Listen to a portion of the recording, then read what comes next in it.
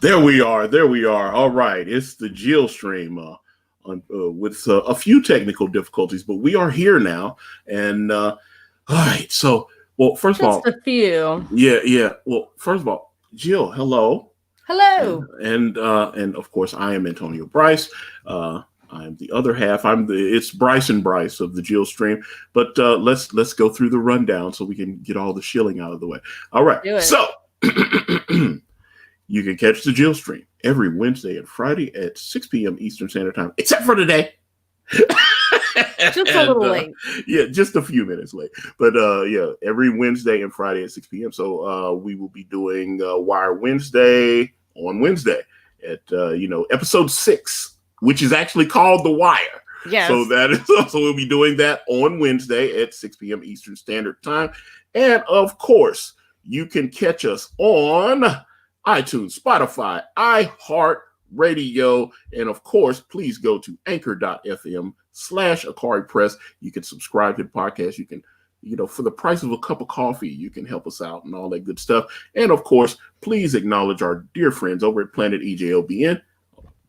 Cutting my head off there a little bit. All right, Planet EJOBN. And if you are watching us on one of the various platforms or listening to us, you can always hop in the live chat at youtube.com/Akari Press. Okay. Now we've got all that good stuff out of the way. Jill, how are you, dear? I'm good. Just waiting. It wasn't my fault, guys. No, it was. No, it's all me and my ghetto internet system. So we made it though. We finally got here. Yes, looks like we made it. Okay, well, there you go. Little Barry Manilow there for you. Too bad we're not like a real radio show that could use real song clips. That would be awesome. That would be fun. You can actually go to what's a website called Live 365. It's a subscription service though. You have to pay for it, but you can actually start like an internet radio thing. Get it going. So it is possible, but what is the law on music? What is it, like 3 seconds or something? Like I'm sure there's some sort of rule. I'm sure. Don't get me. I'm sure there is too, but don't give me the line because I don't know it. Yeah, I don't know what it is, but I'm sure it's something really short. Yeah, it'll start being like some of these jackasses you see on social media where they're like internet lawyers. It's like, well, that's illegal, and they really don't have a clue what they're talking about, and they just say that's whatever. Why you can't listen or believe everything you see on the internet. Yeah, it's the law. I'm like Judge Dredd. I'm Sylvester Stallone. Like I am the law. Ticket. Yeah. So. Well, Jill, what's up? How have you been? Oh God, slanging these comic books and doing my thing. Doing packing. Yeah, I'm almost under 1,000 packages left, which is awesome. So, out of 2,488 orders, so you'll get there. Just keep going. Well, I've got less than 1,100 to go, and so by this weekend. Should be well under 1,000, so I'm very much looking forward to getting it's crazy when I look at my home and there used to be like mountains of boxes all over the place, and there were like 2 big old piles of like Gemini mailers and all it, and now it's like coming down and boxes are broke down, and I've been taking them to the dumpster and doing all. You can see your apartment again. Yeah, but the only thing is, I was like, okay, so now I can move my coffee table and put it back where I had it and all this kind of. But then I'm like, I've got another book that I'm about to start doing, so I was like, should I just leave it where it is because it's literally going to be the same thing again? I'm having to. Do you have like a 1-bedroom apartment, or do you have an extra room? Yeah, so you have to like.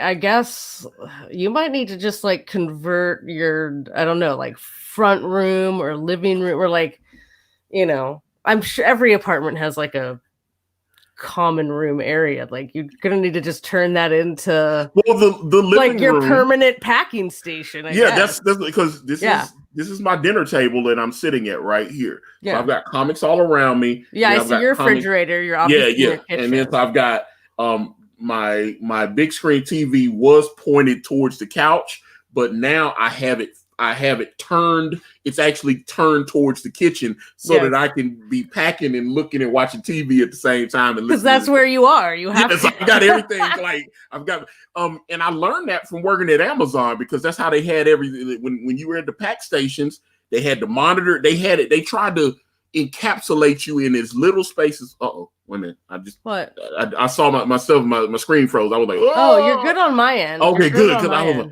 it was weird. I was sitting here and my hands were open and I was like, oh, Jesus is coming. It's like he's taking you away. I was like, and then it's like exactly what would happen, Antonio. You would like disappear and I would be here like, what the fuck just happened? Because I wouldn't be taken away. It would be the rapture. It would be like, I would not be one of the ones. So, I don't think.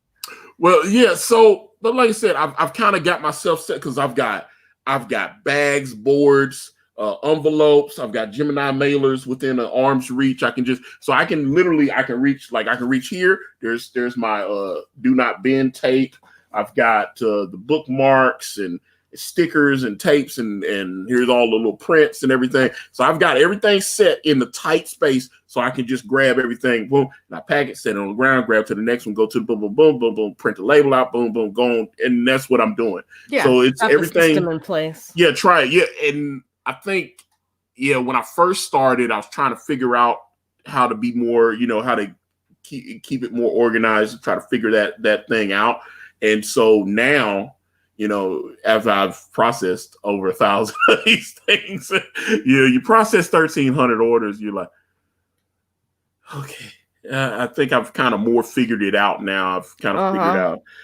Are you getting a little, not to disparage anybody who hasn't got their comic yet, but are you getting a little like daunted by the repetition of it, or are you cool with that? Like, I'm okay with it. When I crochet, for example, like certain little crochet projects I have, like by the time I get towards the end of it, it's like I'm done doing this project, like doing the same stitch or pattern of stitches like over and over again. It's like, all right, I'm ready to do like the next thing. I must admit that when this is over, there will be a joygasm. I must admit, but it is like, as I go into the weekend and by the end of next week, get a couple hundred more and just get them processed and get them packed out, and a couple trips to the post and just getting them. It takes time, but it's like being the only one doing this damn thing, and just doing it myself, and because that's what I was like. It was so funny. I remember someone had like they left me a message or something. They were upset. And they were like, you and Kanan should have had all this. And I'm like, Kanan ain't here. Kanan don't live with me. It's like, Kanan was here for 7 days. Right, you're not holding hands packing comics. It's not what's happening. Kanan White lives 500 miles away from me. Yeah. He's 500 miles away. I got him at the airport. He was here for 7 days, eating up all my damn food, signing comics. And then I put him back at the airport, and he hopped on a plane, flew his ass back home to his wife and his 4 kids. Mm-hmm. That's what it is. So there is nobody else here.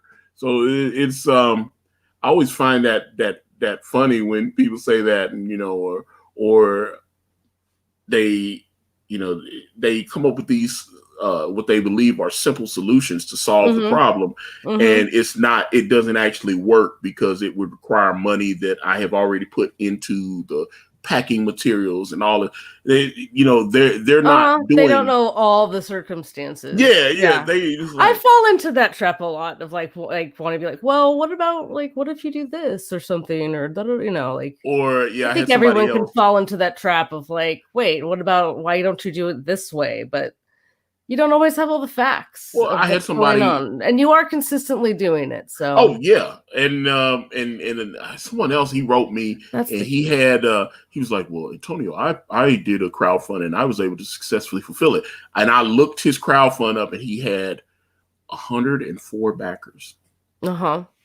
So that could have been 1 or 2 shipments worth. Yeah, hell, I could ship that in one go if it's like something. I'd hate to be behind you in line, though. That's for sure. So, that's well. The good thing is, when I'm dropping, I've gone so many times now They just go, oh, he's dropping stuff off again. Yeah. And since it's weird because, I listen to Jim Cornette's podcast, and he actually goes to the post office, and his process, he doesn't have his shit already.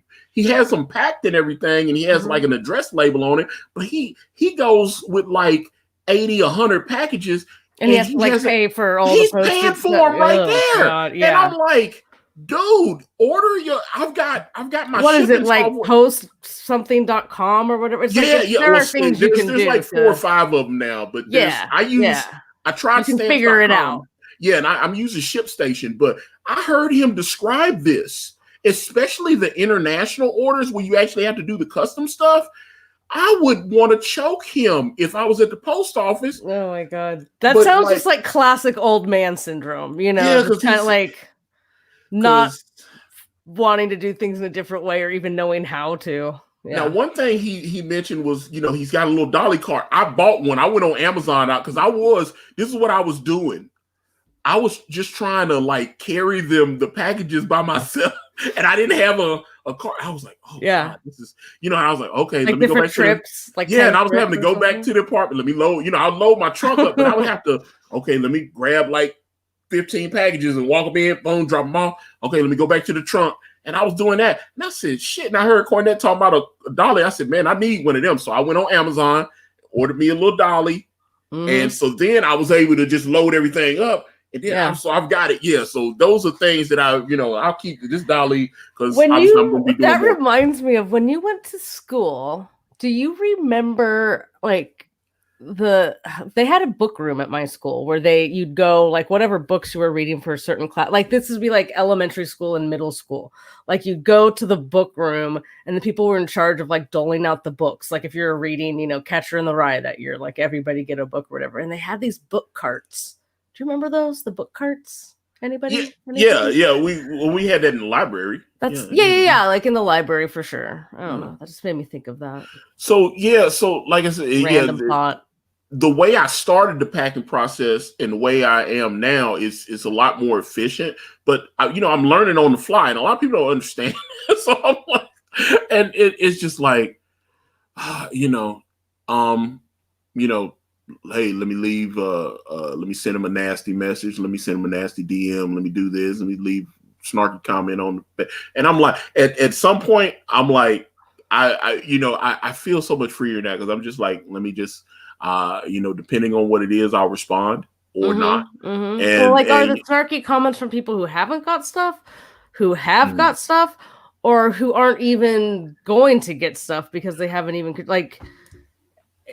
you can only pay attention to the people that want their things. I would think that they would be at the top of the caring list. Otherwise, who gives a shit? Well, yeah, but like, I've had people and they said like horrible things to me. And I'm like, look, you're an asshole, but I owe you a book, so let me send you the book. And then so that's what it is. So I'm like, look, both things can be true. You're an asshole, but you bought a book, so this is what it is. And so you have to solve the problem. So that's what I attempt to do. I've got another shipment going out, and that I'm preparing now. And I'm looking. God, I was just, all these boxes and stuff. I'm just looking forward to all this stuff just being gone. But yes, but it's going to come back. That's my point. Like, you need to get used to that. It's just that's the way it is. Yeah, this is what's paying my rent and all that stuff now. So I'm sitting, oh God, okay, because then we ship this one, and then we got to do the Way of the Gun one, and then I've got to do Brand Children of Man, which is the book that I'm doing with Mike Barron. So. Matter of fact, since I see Amanda, my lovely editor, Amanda J. Lamella, her name is in thousands of books, but she is the editor of Brand, and she is there in the chat and annoying me as always. Wonderful. Yes, she is a taskmaster. I think good. She would have made a very good slave master, say about 150 years ago. She would have been making sure that I make my cotton rounds and all that good stuff. And How many? How? I mean, obviously, I mean, if you were like married, obviously, if you were like the married woman of the house, you'd definitely have a certain amount of authority for sure. I wonder how many single women were around as slave masters in the South. Do you think there were any that existed? Women? Probably. Like solo single women. Yeah, like without not being a wife or in the antebellum South.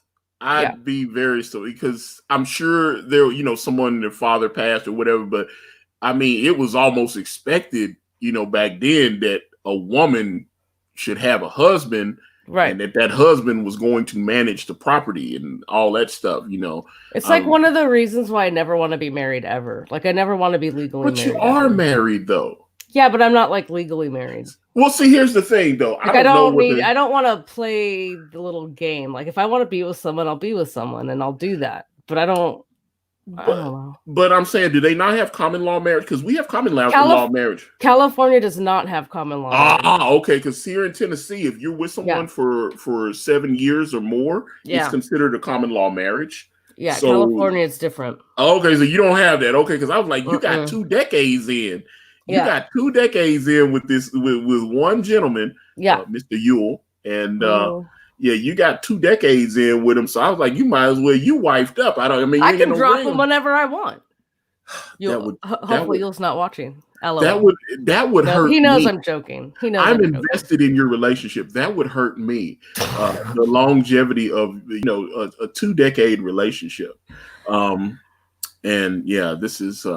Okay, hold up. I forgot Amanda is knowledgeable on many things. Right, so exactly. She goes, women couldn't be landowners or property owners. My second cousin, who's about 15 years older than me, couldn't buy a car in the 70s without her father in North Carolina. That's amazing. Not even buy a car in the 70s. See, that's so... I feel like people, we all have our own different views about the different parts of the United States, right? And our different stereotypical views, right? Coming from where I'm a Californian, or everybody that isn't from the South has views of the South, right? Or everybody that's not from California thinks we're crazy or whatever, it's just all it's the same everywhere, right? But everyone thinks Florida's insane, and my favorite is when I hear people who aren't from the South, they're like uber like woke, super woke liberal types, and they go, all the racists are in the South. Right. Well, that's a stupid comment because racists are everywhere. That's just how. That's just. That's just stupid. That's just dumb. There's only racism in the South. But some of the stuff you have described to me, yes, don't even get started. Like, people want to get on us women about women and all this stuff about, it's like, you're just inserting women into things. It's like, we haven't been in on top ever. So get over it, guys. Get over it. That's all I've got to say. Just take it for a while, okay? It's not even that bad. Settle down. But anyway, but I think was it last week I'd asked you if you watched in school we watched Roots. I say I had to watch Roots. We watched Roots, and you're like, I'm from the South. And I was like, what does we that definitely mean? weren't watching Roots. And you're like, no, we didn't watch that. I was like, okay. There were a lot of kids that did watch Roots, and we were coming in your own house, in your home. When we get to school, it's like, oh man, did you see the episode last night? Because my mom was watching Roots. And what was it? Cicely Tyson was in it, and all of it. So a lot of people were. Yeah, I mean that's what LeVar Burton, right? That was for our era of kids. It's like Reading Rainbow Guy, is in it. That was a thing. Well, hello, Michael Roth, and he says, I only think Californians are crazy because of the high tax. I've heard. Listen, everywhere is the same as everywhere else as far as you don't just pick up and move all the time. You know what I mean? I'm born and raised here. My family's here. I'm not moving away from my nephews. And, circumstances change all the time. You never know what's going to happen, but I'm here now, and it's not a money thing. You know what I mean? Right. So, but everyone, I know plenty of friends that have moved out of state. One of our very good friends, who I wish was still close to us, moved for that same reason. So that's the thing. But like I said, that I always love when people who aren't Southerners uh, tell other people what it's like in the South. Right. Like, wait, how would we know? Yeah, so like if I go to Chicago, it won't I will not experience any racism in Chicago because there's only racism in the South. Well, like so many people think California is Southern California is LA, which is or San Diego, which is that's Southern Cal. That's like the bottom half of the state. It's completely different from the Bay Area and then going up. It's a big state like a Texas or a Florida. I've heard Californians talk about that because it's like, okay, I'm in the Bay Area, you in Los Angeles. It's like it's a different flavor. Yeah. So it's different. Yeah. I'm in, you're in San Francisco or you're in, there is, And people get confused because Yule is from LA. So he always has his LA hat on.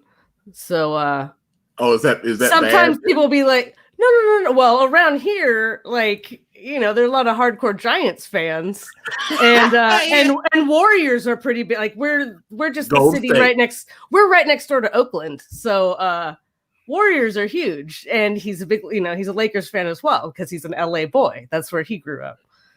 He went to a lot of different schools, but he spent 1 year at San Dimas High School, the real San Dimas High School. The Bill and Ted High School. That's what I was about to say. Wait a minute.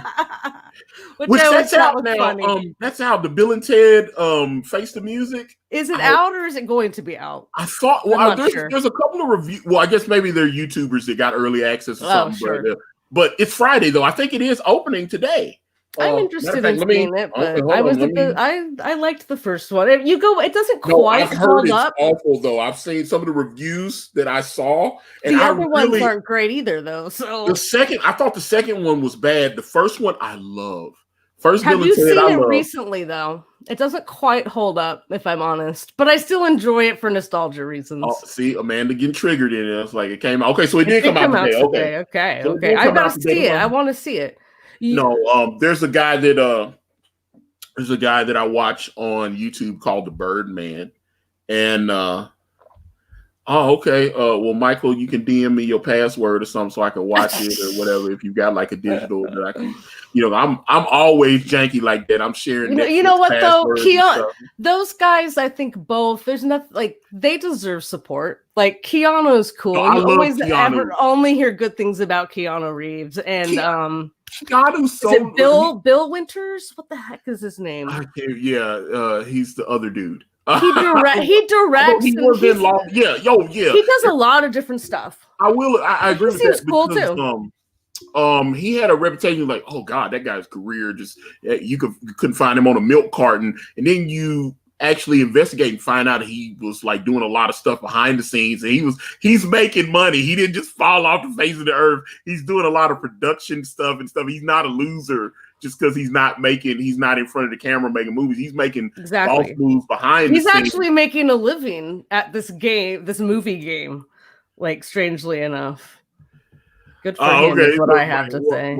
Alex Winter, that's what it is. Alex Winter. Okay, so but Michael he is blessing us with his presence to watch the JillStream first, and then he is going to watch Bill and Ted's Face the Music. So we are not worthy. We are not worthy. Thank goodness there's no way we're going to spoil it. Since I don't know, but.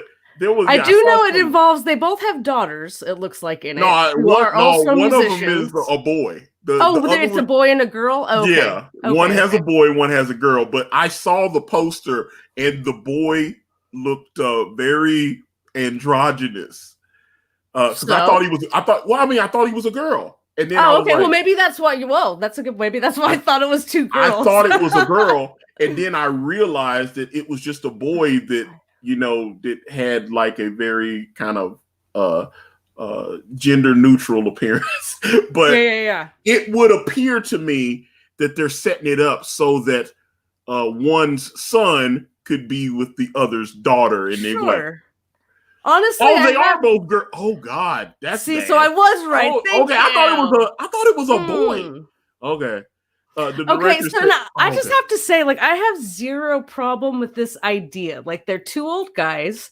The fact that they both have kids that would also like be like, Be I have together. zero, yeah, I have zero problem with this idea if it ends up being a passing of the torch. I have no problem with it. Zero problem with it. 3 movies with these guys. Oh, speaking of which, you can barely see my Lost Boys poster there, but Alex Winter. Thou shalt not What? Yeah, kill. also in Yeah. Lost Boys. Yeah, yeah. That's why I was like, yeah, Alex Winter. Because that's what I'm saying.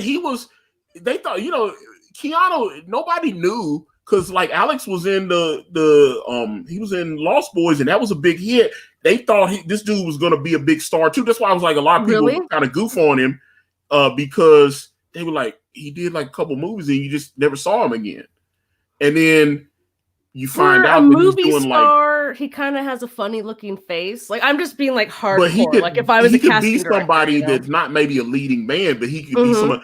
It's like Ralph Macchio. Like there was a point where they were really trying to push Ralph Macchio after the Karate Kid and stuff. He was in, what was that one movie where he was in where he was the blues guy and he sold his soul. He tried to sell his soul to the devil. Oh my gosh, I don't know. Oh my god, yeah. They told, what was it? They told a I story of. think Ralph Macchio maybe Okay, was I a gotta little find that movie. too. Okay, He hold was on. a little too baby faced. Yeah, like, he kind of aged oddly, and like they had to wait till he actually got old well, to like when you go resurrect him back again. and you go back and you look at his career, he was in some big movie. He was in, what was that movie, The Outsiders? And you look at all the stars that were in that. You had all Emilio the young Estevez. guys. Yeah, it was like young Hollywood C. Thomas in there. Howell. C. Thomas Howell, Emilio Estevez, Tom Cruise. Was Charlie Sheen in it too, or no? Well, I know Tom Cruise was in there. Tom Cruise, Patrick Swayze, the older brother. Matt Dillon was in it. Matt Dillon, yeah, dude. He was we had to read that book in, I think, 8th grade, 7th or 8th grade. We read that book, and even when we read the book, Stay Gold Pony Boy was like a huge joke. Like, I did not know that Ralph Macchio was on 8 Is Enough, and I've watched 8 Is Enough. What, like one episode? He wasn't one of the kids, was he? No, apparently he was an actor on there it says he was on there from like 77 to 81, but I'd have to look. Wait, he wasn't one of their children though, right? No, he must have been one of the high school. He wasn't one of the 8. Yeah, that's funny. No, that was one of my mom's shows. She loved that show. Well, the movie I'm talking about is called Crossroads. And it had, now you're gonna like this because I know we're both Seinfeld fans. The love interest in the movie was Jamie Gertz. You can't spare. Also in the Lost Boys. No, she was. But I had a slight obsession with Jamie Gertz because when I was younger, like 1 or 2 people said I looked like her. So like I was like, oh, and I like loved that. You can't. And so I bought a skirt that looked like what she wore in the Lost Boys. I was obsessed with Lost Boys. Spare a Square. Love that. Yeah. He was in. Yeah. Well, everybody knows. That was kind of his middle-aged resurgence, right? Or like they're like, look, it's middle-aged Ralph Macchio. Yeah, he hadn't been in a movie in a while. All of a sudden, he shows up in My Cousin Vinny, and it wins an Oscar. Right. Right. Marissa Tomei. Marissa Tomei wins that Oscar, and everybody's like, "Holy shit, Ralph Macchio's in that!" And they were like shocked by it. They were like, "Ralph Macchio's in this movie," and he was great in it, but he had been gone for a while. But yeah, Crossroads. Anybody that there's a horrible Crossroads with Britney Spears in it. That movie is terrible. I never saw it. No, I watched it. It's awful. Why? Why watch? Because I wanted to bang Britney Spears, so I watch all her stuff. Okay, I guess that makes sense. I even watched her horrible reality show with Kevin Federline. Ugh. What was it? Britney Spears on the? Was it not on the? I watched terrible reality, but the celebrity ones are rough for me. Like in my reality shows, I need my fake celebrities. I can't. Well, like I'm not a Kardashian person. I can't do that. So I just can't. But check out Crossroads. It's incredible. It's let's see. It's definitely. Let me see. I'm trying to find the guy that was. Is it very dramatic? No, it's like I said. It's a white guy that he loves the blues. 86. Yeah. And I'm trying to, because there's a guy. Yeah, there he is. His name's Joe Seneca. Joe Seneca is Willie Brown, and he's the guy that is like the mentor figure to Ralph Macchio's character. You know, he made the same mistake that Ralph Macchio is about to make. Like, he sees Ralph Macchio has some talent and everything, but they tell that story of John Lee Hooker, the old blues musician, and they say he was so good that he sold his soul to the devil, and that's how he was able to do this. You know, wait, isn't that the story of Robert Johnson as well? Yeah, I think something like maybe it might have been Robert, because isn't it Robert Johnson that started BET too? Or I might have the name wrong, but I think I think his last name. I thought it was John Lee Hooker, but either way, I think maybe it is Robert Johnson. But they say he's so good. He sold his soul to the devil. As a matter of fact, Charlie Daniels, who just died, you know, he did the whole thing. You know, devil went down to Georgia, and he had to challenge the devil to the fiddle playing contest. Classic song. Yeah. And then if he wins, he gets the devil's golden fiddle. And if the devil wins, then he gets the soul. Get your soul. Yeah, and so, but I thought it was, but it probably tells it in the synopsis. So maybe it is Robert. It might be Robert John. I trust your memory more than mine. And so, but either way, Ralph Macchio's character, I mean, you know, he's blues guy. And is it set in the past, or is it set in present day when it was made, like in the 80s? It's set in the 80s. But he's wanting to be like this successful blues musician. And there's this black guy, Scratch, who's the devil, and they meet. There's matter of fact, they go to this one place that you see in several movies. It's a very famous landmark road. It's a four-way. It's a four-way. You saw it in. I'm pretty sure you saw it in.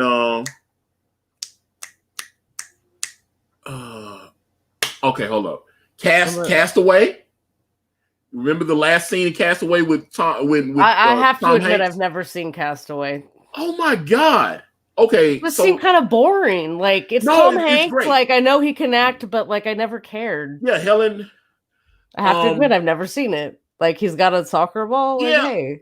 Well, I'm not trying to ruin the movie. The devil won, but then he had to, because he got his soul and he had to find a way to, you know. Yeah, well, the story is the devil that he sold his soul, right? So I mean, that is the story. Yeah, but if he lost, and then they had to, you know, he had to help him. I know the old man helped him, you know, get his soul back or whatever. So you kind of end up tricking the devil into getting your soul. And what Jamie Gertz is a love interest, I assume? Yeah. You know, they always have to find a beautiful, because she was also in To Live and Die in L.A. with Robert Downey Jr. Jamie, don't you remember? It's been a while. I haven't just. That's just a movie. Robert Downey Jr. in To Live and Die in L.A. If I've even seen it, to be honest. I mean, he was so young. He was in. Wasn't he in like, what was it? 16 Candles with Wait, Robert Downey, was he? Robert Downey. I just watched Back to School, which I had mentioned a couple of times. It was one of the movies that she did with John Cryer. Was it 16 Candles? She did a couple of movies with John Cryer, but But matter of fact, he was in Weird Science. Robert Downey Jr. was in Weird Science too. No, really? I can't. I used to watch that movie a lot when I was younger, but I have not seen it in years. See, now I got to pull up Robert Downey Jr. because I remember all these movies that he was in. But he's so 80s. He was in a lot of stuff. Yeah, like I said, Robert. Or maybe I think it's not. Is it Less Than Zero? I think is what I'm thinking. He's definitely in Less Than Zero. That's the movie, not To Live and Die in L.A. I'm calling. That's a Tupac song. I'm calling out Tupac's song, To Live and Die in L.A. Now Tupac is very California. Even though he was born California in New York. Love. Yeah, right. It just shows what a poser he was, really, right? Yeah, Tupac Shakur was born in New York, and they're shooting. Less Than Zero. Okay, so I'm looking, man. Okay, yeah, Weird Science. Gothica with Natural Born Killers. I remember Natural Born. He was British. He was British in that. The Singing Detective. I haven't been able to get through that. I got through about a quarter of that. He's funny in Home for the Holidays with Holly Hunter. He's like he's in Back to School with that's what I said. Air America. I remember that. Him and Mel Gibson. Only You. God. I remember Only You. In that Oh yeah, with Marissa Tomei. Yeah, I'm Right? trying. What's the he did? That's What one was of the those movie? like late 80s, early 90s romantic dramatic Is that the one comedies with the that they'd ghosts always or have. whatever, where the I ghosts were don't all trying to help him? And because one Oh, of I them don't was think so. Well, I don't know. he was the main character, and these ghosts had helped him since he was a little boy. He had seen these little ghosts. They thought he was crazy, and he like shut himself off from him or whatever. They thought he was crazy, and one of the ghosts was she was in Luke Cage, and she was in Captain America Civil War. She was the mother that got on to Robert Downey Jr. about her son dying in Sokovia. She was they thought he thought that she tried to pull that picture out of her son.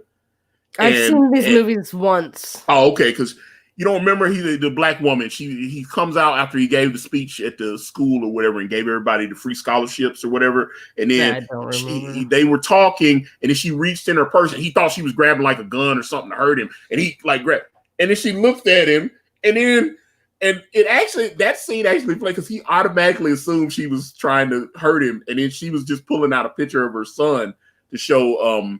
This is in what movie? Which one? This is in Captain America: Civil War.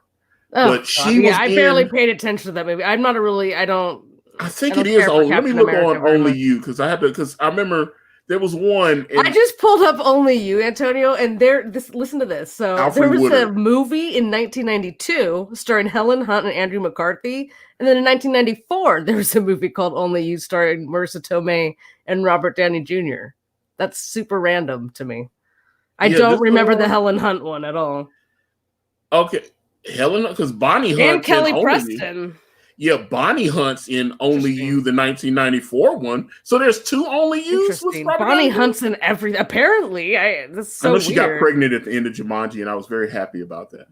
Yeah, I don't think this. Well, there's a weird. This one's just like a straight up finding her soulmate, like in a different country. I don't think this one involves. Yeah, this is not the same. But this is. I'm trying to. Okay, now I got to look up Alfred Woodard movies. That's the only way. It's like you really just. This is a movie for you because you just want to watch two people fall in love. Like for me, it's a bit on the dull side. I need a little bit more. I am a romantic, Jill. Why do you shame me for wanting romance? I don't know, just because we're different. Because I was like, yeah, you always make fun of me for being a romantic. I like romance too, but I want it framed around something more interesting than nothing. Yeah. Okay. So I'm looking. Heart. Okay, I found the movie. Okay, let me find it. Let me see. Because is it not? I thought it was Robert Downey Jr., but maybe I'm wrong. Let me see who it is. It's called Heart and Souls, and it is Robert Downey Jr. He plays Thomas Riley. Kira Sedgwick is the love interest. Alfred Woodard. Yeah. Kira Sedgwick. Okay, so it's Alfred Woodard, Charles Grodin, who was in Beethoven. These are all great people, great actors. Yeah, Elizabeth Shue. So okay, you got Elizabeth Shue, Tom Sizemore, David Paymer, who was in a bunch of movies back, especially in the 80s and 90s. I saw him in a bunch of stuff. These are heavy hitters for the time. Yeah, for sure. So yeah, this was a major comedy. So okay, it's called Heart and Souls, and he was this little boy, and these ghosts, they were like his fairy godparents or something. They were actually like ghosts or whatever, and they were trying to earn by helping him. They get to cross over or whatever. If they can help him. That's like a classic theme over the years with ghost stories. Yeah, or hell, you even go back. You go back like 100 years ago to like It's a Wonderful Life. Right, exactly. That's the whole Clarence has to help him. You know, attaboy Clarence. You know, that's the whole thing. So yeah, Clarence helps him. He's like, yeah. It's like, but yeah. So Heart and Souls. Okay, so that's the movie. Alfred Woodard is in. So Alfred Woodard's been in a few movies with Robert Downey Jr. I guess they're old, but see. Yeah, Robert Downey Jr. He has a lot of friends, but yeah. So, she's also just another actress that's been in so many things throughout the years. Like she's been in everything. She was in a Mandela movie with. I remember her from Mandela with Danny Glover playing. She was Winnie Mandela, and Danny Glover. This was like 84, 85, and it won like cable. It's when they used to do the Cable Ace Awards. Oh my gosh! Yeah. Oh, you remember the Cable? Okay, so I'm not crazy. Sure. Okay. No, that was definitely a thing. So yeah, okay. I remember the Cable Ace Awards existed, right? Matter of fact, I remember because Chris Rock was happy. He's like, I won a Cable Ace Award, and then like 2 years later, it was over the. Wasn't it like a spade, like an ace? Yeah, yeah. That's exactly what it looked like. Oh yes, that is Michael Roth. All right, Alfre Woodard was the lady that got beamed up to the Enterprise of Star Trek. She's been in everything. When they went, yeah. Because I remember my favorite scene in Star Trek First Contact is when she calls Picard. She calls him Ahab, and then and he goes no, and he like strikes the. He had all those little toy model ships, in a nice pristine glass case, and all the different models of the Enterprise. He goes, no, blah, and he smashes it. I wish I could show that scene because when she's about to leave the office, Picard, he quotes a line from Moby Dick, and he was like, and he stood on this chest with so, and like if his heart was a cannon, he'd have shot his heart upon it, or something. If his chest was a cannon, he'd have shot his heart upon it, or something. He said it was such a beautiful scene, and I was like, oh man, because Patrick Stewart is like that actor to me. Although it's hard for me to watch him on Picard because he's so old. He's so old now. He's so old. Clips. I've never been a huge Star Trek nerd, so oh no, I'm a big Star Trek fan. I mean, I know things, but did Next Generation do more than one movie? They did. Or three? They did. Yeah, Star Trek Generations, which was the one with William Shatner. Okay. Then they did. What was it? They did First Contact, and then they did another one. They did 4. They did 4 because one of them had Tom Hardy. Tom Hardy what's his name? Shirval, whatever. He was a Romulan who was actually a clone of Jean-Luc Picard. He was playing the young Jean. And Tom Hardy's a brilliant actor, but this script was not. Tom Hardy he's gifted. He is such a gifted actor. But he can only do so much. Yeah, because I'm like, you watch him in Inception. He's great in that with Leonardo DiCaprio. Watch him in Inception. Obviously, Batman: The Dark Knight Rises. It's Bane. Some people didn't like it. I loved him as Bane. I still haven't gotten to that one. Oh my God. So I'm always behind the times of these new movies. I just don't care. And then once it becomes a thing, I care even less. But I've been watching. I started with the Keaton, went back, with the Keaton, and I just have a heavy nostalgia for that one because I saw it in the movie theater. It just was a thing, and I was I was pretty young when I saw it, and so I just went. I've been going through them, and I just watched The Dark Knight, and I don't like Christian Bale as Batman. I thought he was a little skinny. His voice is, I can't even understand what he's saying. I hate his voice. It's he shouldn't have done it. It's the he worst. Hurt his voice. He would talk about his throat would be sore. It's stupid. Because, you can't even understand him. And so then Ben Affleck becomes Batman, and it's come with why didn't he just have a voice modulator? Because I was like, that was the dumb. He's like, show them to me, fear me. And his voice. Yeah, I'm not a fan. He's destroying his voice doing it. Oh, I'm Batman. I really wasn't a fan of George Clooney as Batman because that's just George Clooney. This is George Clooney / boring Bruce. I didn't like either of them, and I didn't like either of them as Bruce Wayne. It didn't work for me. And I'm as much as I think Christian Bale's a good actor and I like him in other things, I was a huge Newsy fan as a young girl. I don't like him as Batman. I think he sucks. And I don't really like him as Bruce Wayne either, though he kind of plays it as the young dickhead brash, which is kind of okay. Bothers me. What bothered me always about Christian as Batman is that he wouldn't have the mole cut off.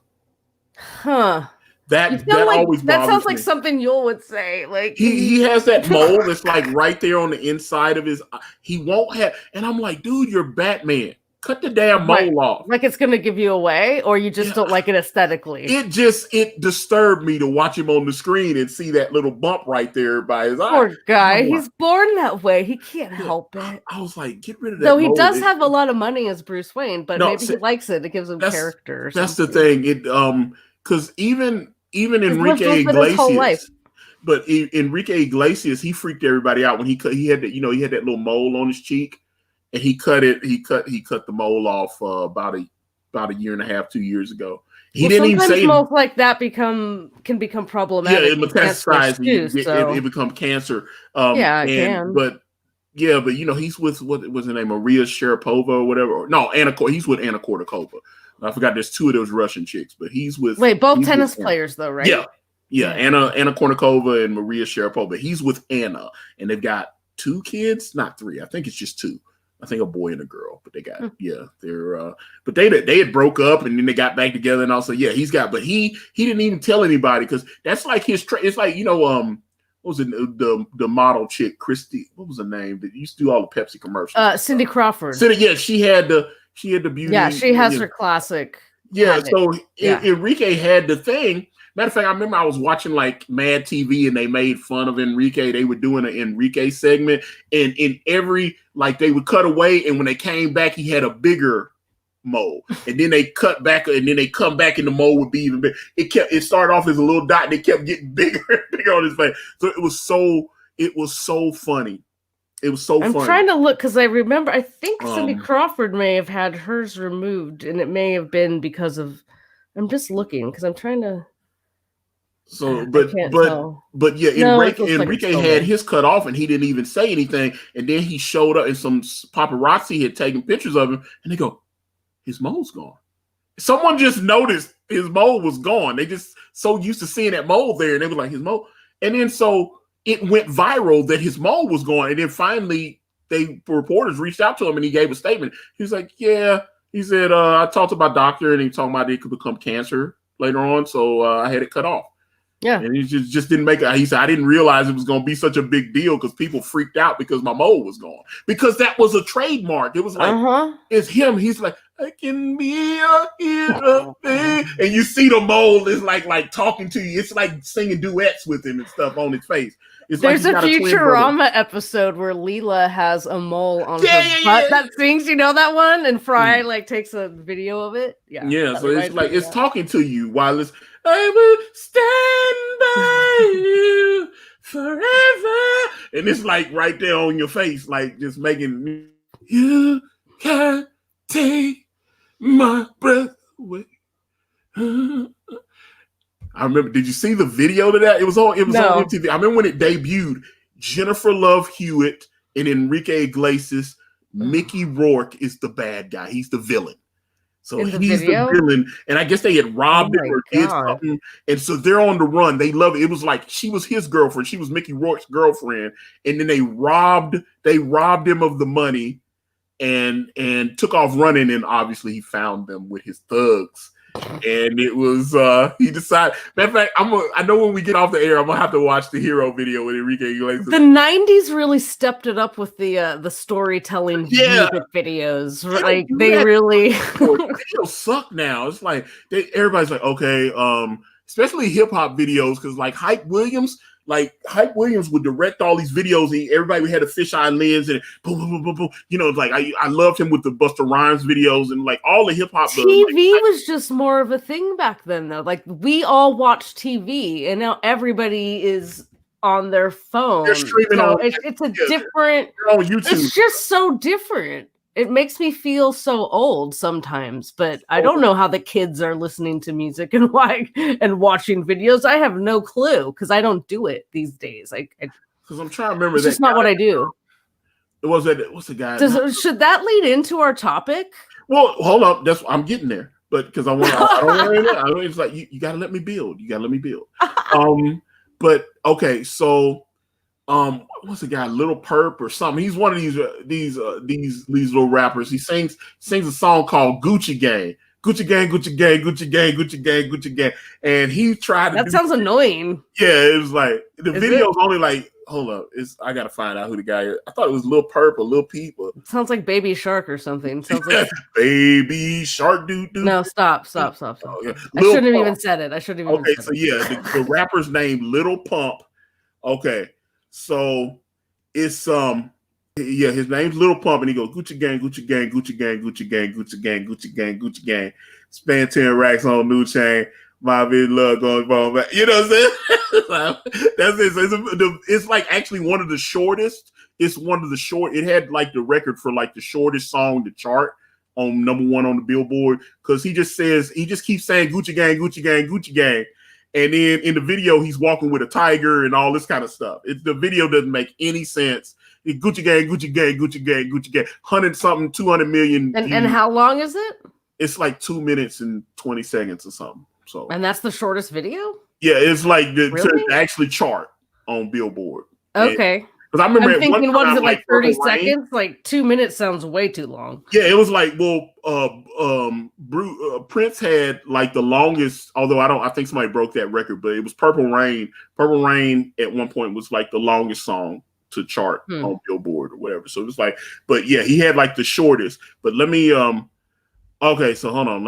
So now I gotta react. We just say shit and then the chat reacts to it, so then I have to go back. Yeah, that's what Fridays are all about. Yeah. So the chat drives the show. This is what it is. So okay, so let me go to Amanda, and she goes, hot take, Roger Moore is better than Sean Connery. That's bullshit. Although I love Roger Moore. I have no strong opinion on it. Yeah, and then I'm not a James Bond person at all. Michael Roth disagrees. Pierce Brosnan. Pierce Brosnan is the best Bond. I definitely love Pierce as Bond, but he wasn't my favorite Bond. I actually like Daniel Craig. I like Daniel Craig as Bond, and a lot of people hate Daniel Craig as Bond. I love him as James Bond. Pierce Brosnan and I've seen I'm not a Bond person. I haven't seen every movie. But I have seen the first Pierce Brosnan one when it came out, and he kind of comes off as like a little fragile to me, or like not tough enough.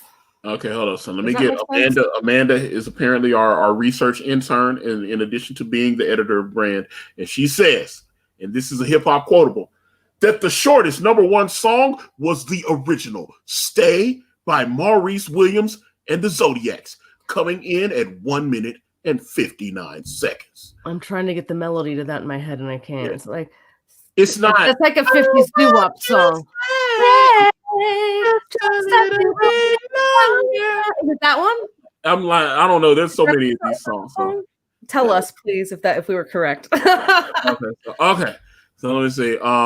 And then Michael Roth was talking about Anna Kournikova. Was she not in most of? I know she was definitely in Enrique. She was definitely in some Enrique videos, but I don't know if she was in all of them. But let me see. That makes me. Do you remember? Hold on. I want to remember. Well, hold on. Let me read Amanda's next thing. She's like, "Have you seen all the reaction videos of kids reacting to songs from the '60s to the '80s? It's so amazing watching them listen."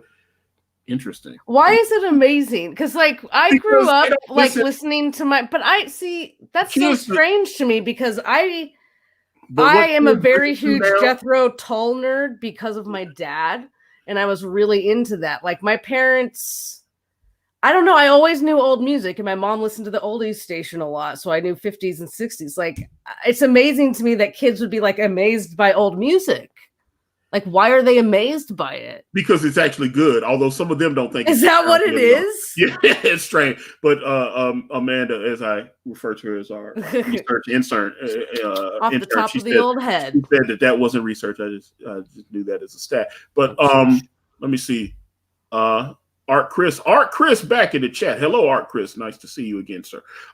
Sean Connery is the best Bond. Craig is good. Brosnan is great in Goldeneye. I didn't like some of the other Brosnan movies. I thought they kind of got a little weak. What was that one where he was like riding? He was like ski boarding in like a Ferrari or whatever kind of car he was driving in the Arctic. They had like put skis up. He was like glad they were up in the Arctic in a luxury car. I'm picturing that. Yeah, it wasn't very. And I was like, okay, they've lost it. I understand. What about the one where Bond like tries to get with a newly divorced mother and her 3 kids, and the dad tries to like come in as a nanny? Oh, just kidding. That was Mrs. Doubtfire. Yeah. I was making a bad joke there. Yeah. Okay. So you were saying something about do I remember something? And then... I don't remember what I was gonna say. Okay. I have no idea. All right. Yeah. And, yeah. Oh, the world is not enough. That movie was hot garbage. That's the one with the snowmobile or whatever. It was terrible. It was like, that's what Charles Barkley, he doesn't Who's say. Who's the woman in that? There's always a chick in it, right? Wasn't it? Halle Berry? Was it Halle Berry? But I also thought Terry Hatcher was in his first one, right? Yeah. And also I remember what was it? Denise Richards was one of the Bond girls. Oh, that's right, she was. Yeah, she was like Holiday something or whatever. I always try to give her these little fancy names and stuff. Mm-hmm. But let me see. Amanda says, I always thought Roger Moore looked the most polished and dashing kind of. He's like classic British dude. So it makes complete sense. Those when I was a kid, those were the movies that I saw, like A View to a Kill. What was it? A View to a Kill and Moonraker and some of those Live and Let Die. Those are the movies that I thought. Live and Let Die. I'm trying to say because Thunderball I thought was Sean Connery. I thought. I might be wrong though, but I'm going to defer to you on this. I went back and saw Dr. No, and watched Sean Connery. Sean Connery is definitely an incredible Bond. I think Sean Connery is an incredible Bond, so I had to give him that respect. There's a great character in Venture Brothers. He's one of the old members of the Venture team, and why can't I think of his name now? Mr. Gentleman. And he's basically Sean Connery, as Bond and also League of Extraordinary Gentlemen. It's this weird mishmash of a character. It's wonderful. Okay. So, Venture Brothers, everyone. I'm obsessed. Watch it. So here we go. Yes. What? So an hour in. What's our topic?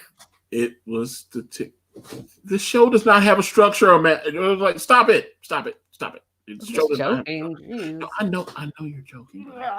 This is what we do. You get to joke and then I give you But anyway, but yes, the show does not have a structure. We have no structure here. The JillStream does not have a structure. There's not a format. The chat drives the show. That is what we do here. And I know. How did we get on Bond? How did they get on Bond? Did we mention something Bond related? I can't remember. But this is what leads us into what the title for this particular podcast is Tik Tok Madness, because I have been. Yeah, I know. Yeah, and see, she. Oh, this is a ball breaker. Amanda is a ball breaker. But you get me so worked. The only woman that gets me as worked up as you is Amanda. So I was like, stop it, Amanda. And then I was like, oh no, this isn't Amanda. This is Jill. Hilarious. Yeah, so I'll have to do an Amanda stream. I'll have to do another podcast. Yeah. Amanda stream. She'll have to give us all the ins and outs of editing for Brand and God. All your madness. Oh God. I'm just like, I need a new editor that does not drive me insane. And no, I think you want an editor that drives you insane. That's kind of the point. No, she cares. You don't want a shit editor. That is what's the point of having a shit editor? Exactly. You want someone that cares and someone that knows what the F they're doing. Yeah, so and I assume Amanda does. Amanda definitely cares about the projects and okay. Yeah. Okay. So yeah, TikTok. Well, here's the thing. So that brings us right back. So TikTok's going to we run over. All I'm saying when I go on TikTok are like Chinese symbols and then like ads and then like stuff for like Titan games and different shows that are on NBC Universal or whatever. They're advertising America's Got Talent or making viral TikTok. They're doing all. So it's become. It sounds useless. Okay. Oh, it's definitely useless, but you can make money there if you do it right. Okay. Okay. So I don't have TikTok. I avoided TikTok like it was the hantavirus. Mm-hmm. I avoided it like the plague. I did not want anything to do. I love it. I love Amanda. It's crazy. It's like Amanda J. Lametta, not a shit editor. That is exactly. Yes. Yes. Amanda J. Lamella, Esquire. Yeah, I don't know. I think you can only be Esquire if you're a guy, but No, that's like a lawyer thing. It's Oh, so you I can't don't know the rules, but there are a lot of lawyers that are esquires. Like it's a okay, thing. because I know that great Denzel Washington movie, I'll that Google it. Roman something Esquire, and that's a great movie. He looks terrible in it. I mean, because he made himself with the messed up hair and all this, but his performance in the movie was incredible. I cannot recommend it enough. Historically, it's like a young nobleman in training for knighthood, but nowadays it's like it's a add-on to make your name fancy if you're a lawyer. So yeah, Amanda in the next brand, it should say Amanda J. Lamella Esquire, and It's just a made-up name, so why not? So yeah, well, pretty much. So okay, so I'm on TikTok, and so I've been sharing some of the videos that I like on TikTok on my Instagram. So I've been putting them on Instagram. I saw that like pop up like on your Instagram. And then, and I know that's annoying to you because it's not annoying. The thing about you just scroll past it if you don't care. It's not really annoying. I was like, but I was just like, look. Let's see. Art Chris says I don't use TikTok to reverse engineering news about it being actual spyware. I definitely have probably polluted my phone with spyware. I'm not disagreeing with that, but I do like watching people do crazy videos with their little puppies and all this. A lot of we are so opposite in so many ways. It's the puppies. I like puppies. I know. I hate animal. I'm not the cat videos. No, thank you. I don't care. But okay, animal videos, like, all right, it's cute, or like maybe Yule will show me something. But it's like I don't care. Generally speaking. Here's the thing, and I've noticed this depending whatever social media platforms you're on. If you're on YouTube, if you're working Facebook, if you're working Twitter, if you're working Instagram, I've noticed that the rules are different for each platform because there are people that have hundreds of thousands of followers on Twitter, and then on Instagram they got like 5,000, 6,000, maybe 10,000. You know, like if you got 500,000 people following you on Twitter and you go to your Instagram and you only got like 15,000, you haven't figured Instagram out. Does that make sense? Right. Yeah, no, completely. Okay. Yeah, they're different beasts. Yeah. They're definitely different beasts because what it takes. People are expecting different things out of their experiences. Absolutely. And what makes a successful Twitter account is different from what makes Instagram accounts successful. And it's the same rules apply if you're working, because there are people that have large Facebook pages. There's a couple of Facebook pages I follow and they've got, 2 or 3 million people follow them on Facebook and they're posting and interacting there. And they're not, they have their other social medias, but that's like their big, it's like I'm big on Facebook. So the bulk of their people interact on that one platform. Well, you look at like a big platform like Planet EJOBN, Planet EJOBN, they have over 261,000 people, and we're able to stream to those people. So, that didn't happen overnight. That it took a while to build that. So, right. So, to duplicate that success and have it transferred to another platform is not an easy animal because, like I said, you have to realize that the rules are different. So there's a couple people I found on TikTok, and they have, and I even say like Snapchat too, because Snapchat's a DJ. Oh my God, is that still a thing? It's a Snapchat. Oh yeah, Snapchat's still a thing. But man, I never had Snapchat either. My niece and my nephews are all on Snapchat, so and I find Snapchat annoying. So I find Snapchat annoying, but I have to keep it because if I actually want to talk to my niece and my nephews, I have to have Snapchat. Sure. Because my brother was like, "You want to talk to him?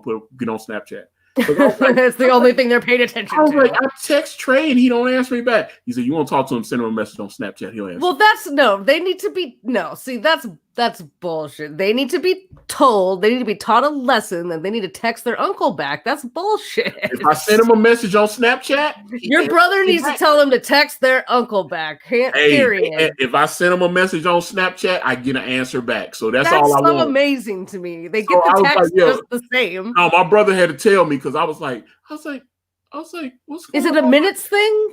Or a data thing with the text? Is that what it is? Like they don't want to communicate. It's just how they like to communicate. They're all like in their 20s and stuff and in their teens. So yeah, but aren't they like all these kids have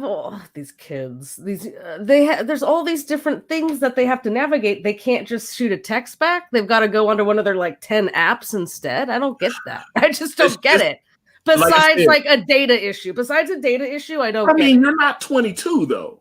I'm not 22. That's why I'm saying I really don't get it. Like lately I've felt so old. So like but I've always kind of been that way. I've always kind of been like that. So if I text my niece, I'm like, "Hey Naomi," sometimes she won't answer me back. If I send her a snap, she'll answer me back, "Hey Tom." I'll be like, "Oh, cool." That's weird. I was like, okay. Once my brother told me that, I understood. He said, they're not answering you back because they don't really. He's like, yeah, they have a phone, but it's just not really what they use the phone for. They're on like Instagram and Snapchat and different things. So, but the notification still comes up like the same on the phone, does it not? That's the thing that doesn't like correlate in my brain. Like so you're still getting that notification. Can't you just pull down and click? You're using old people logic. How is that old? That's just, to me, that's just logic. I would love for anybody to make me explain, because I don't think I'll ever get it. That is old people logic, because I'm glad my nephews aren't teenagers yet. So they also we're like strictly FaceTime. I also had my friend's son. He talks to me on Xbox Live. That when he was I try to send him like Facebook Messenger or something, and he won't answer. If I send him a message on Facebook Live, all of a sudden, not on Xbox Live, I'll get an inbox and he'll answer me back. And I will say, you can't send me a message on Facebook because I refused, once they moved the messages to like Messenger, I refused to download a second app for Facebook messages. Yeah, I was like, what is the point of that? No thanks. So if you've messaged me on Facebook, I have no clue. It's the way it is. Yeah, I've noticed that I get more of a response from you if I either text you directly or if I send you a message on Instagram. Yeah. Because I've chatted with you on Instagram. For me, it's to just text me directly. I mean, if you're my friend, just text me. Like, yeah, because you actually answer your text messages back. But like it's hit or miss with my niece. That's amazing. And like my youngest nephew, Dominic, I've texted him on his regular phone. He won't answer me at all. And I go, Dominic. And I sent him a message on Snapchat. Hey, I'm Tom. What's going on? So weird. All that kind of stuff. So that is. So I just noticed all the different platforms. But like DJ Khaled, he had like him. I said Will Smith is huge on Snapchat too. He's making like little videos for Snapchat and all this kind of stuff. And he had a matter of fact on his YouTube. He's got the Will Smith YouTube channel. He's taking some of the videos that he's making for Snapchat and putting them up on the YouTube channel. So I've been watching some of those. So I'm going to guess his channel is monetized. Oh, hell yeah. I find it so interesting, some of these celebrities that are obviously fine in their lives. Taking money from people to give them extra content. I'm not saying I have a problem with it. Like, people can do what they want, but I'm not going to pay to watch that shit. I'm not going to give him money for it. I mean, it's free to us. He's charging the sponsors and stuff. He's charging sponsors. Okay. So he doesn't have like a subscription thing or anything. No, he doesn't. Okay, that's what I've seen. No, I guess that's okay then. I guess. Yeah.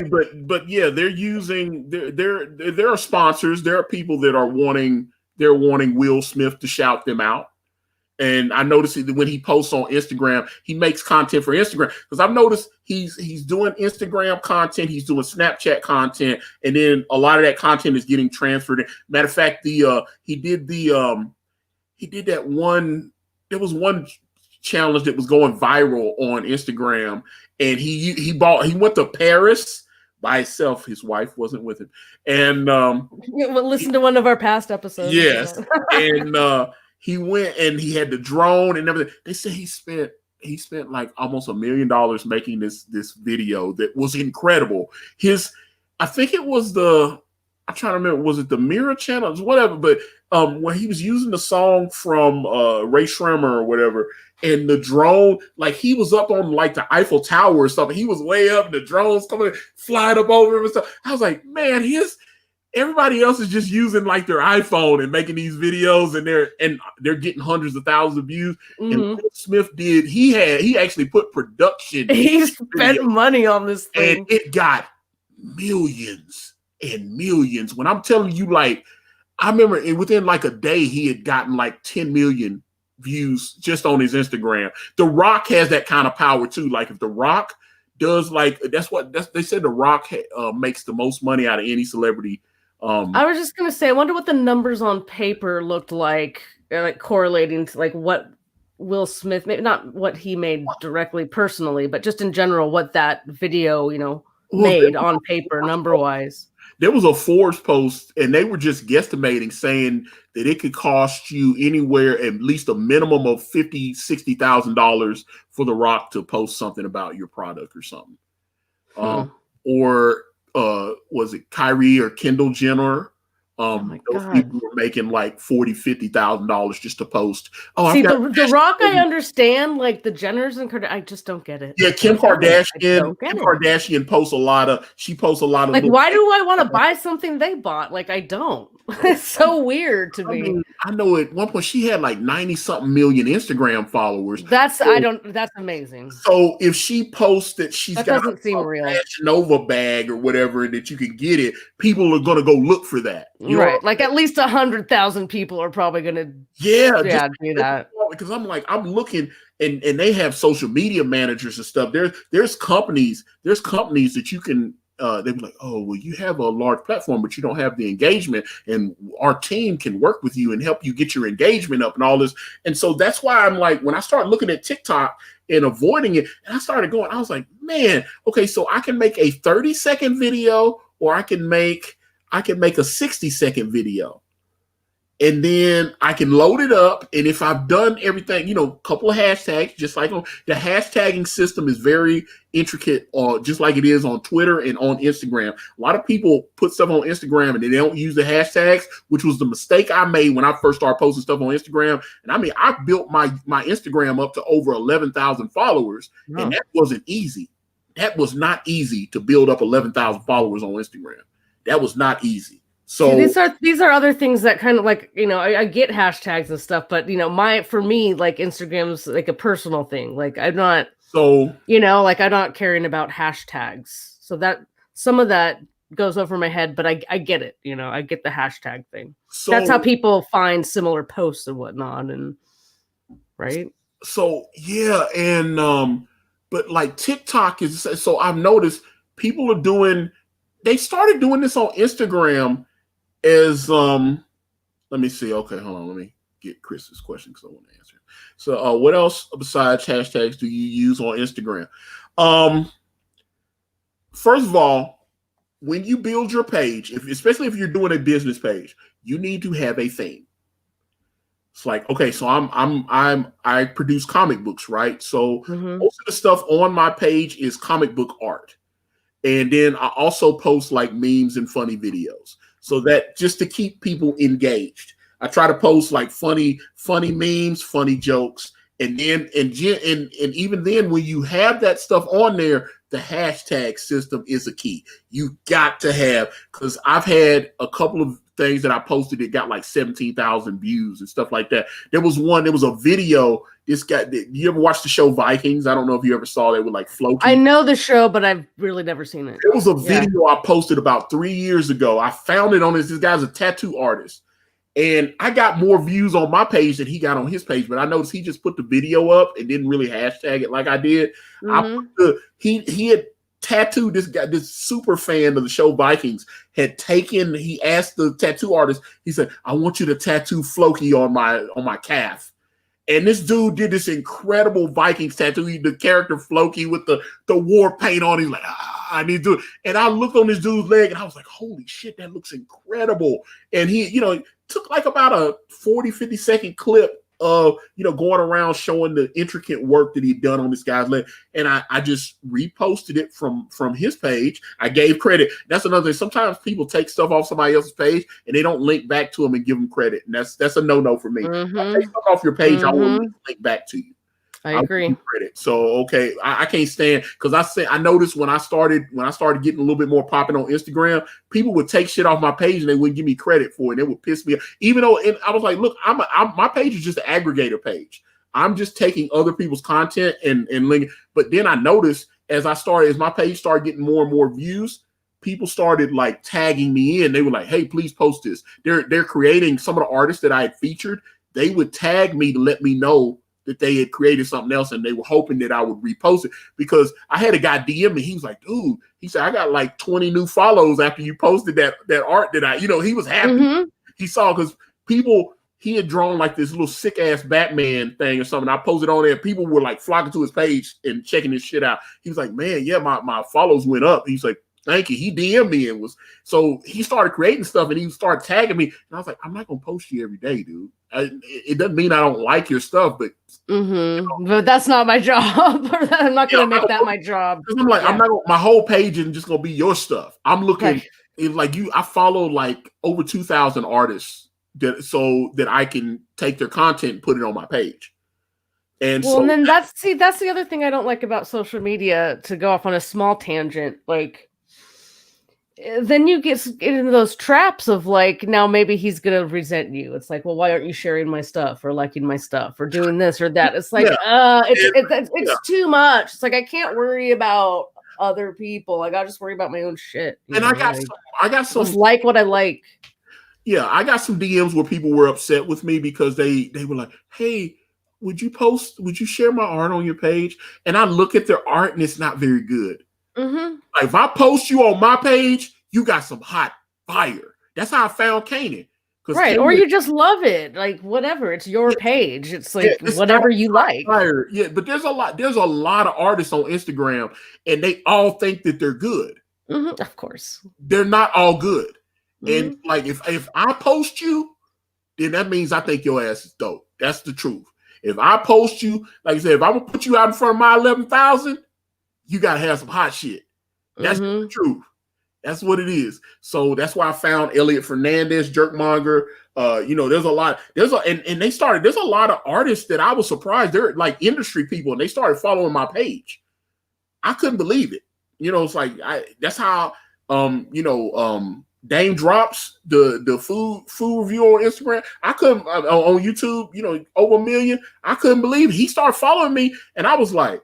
I knew him from YouTube, and the dude followed me. He said he checked my page out, and he was like, "Oh, I like it," because I didn't know. He told me when we DM'd each other, and he told me he was a comic book head. And then I let him. I said, "Hey, well, I got a comic," and he read my shit, and he was like, "Yo, man, I really liked your comic book." And I sent him a digital brand. He dug that shit. He's like, and so now, like when I get new, speaking of that, did you see your boy last night, Cardona? Had an appearance on AEW last night in his tight jeans that I can't stand. I'm a Matt fanboy. Of course. The appearance was not. It wasn't great. Yeah, it was kind of. I'll say it for you. It wasn't great. It wasn't These tight great. pants have got to go. I'm sorry. How can he even move in those things? And there was a period there where it looked like he was trying to work with Dustin. It looked like he was a little confused and didn't know what to do. He was like, he slammed the guy and then he like looked at me. I saw him, he like tapped Dustin on the back or something, like to get his attention. Yeah. It didn't look like he got a little lost there. And I was like maybe he didn't know where the camera was. It was like he was overly excited when he He tried to come out with high energy or something, and I was just like, I feel bad saying that because matter of fact, I gotta actually, I bought a shirt from him and he called me and I talked to him on the phone. He said anybody that buys the shirt from me this weekend, I'm gonna call. And it took a couple weeks. And then the phone rang and it was a hidden number. When you call me and it's a private number, 9 times out of 10, I'm not answering because if I don't know who you are, I like to screen my phone call. No. Shoot me, like I said earlier, shoot me a text. I'll screen it that way. I was sitting here packing comics, and then I put a pizza in the oven. I was cooking me some lunch or whatever. What kind of pizza was it? Do you remember?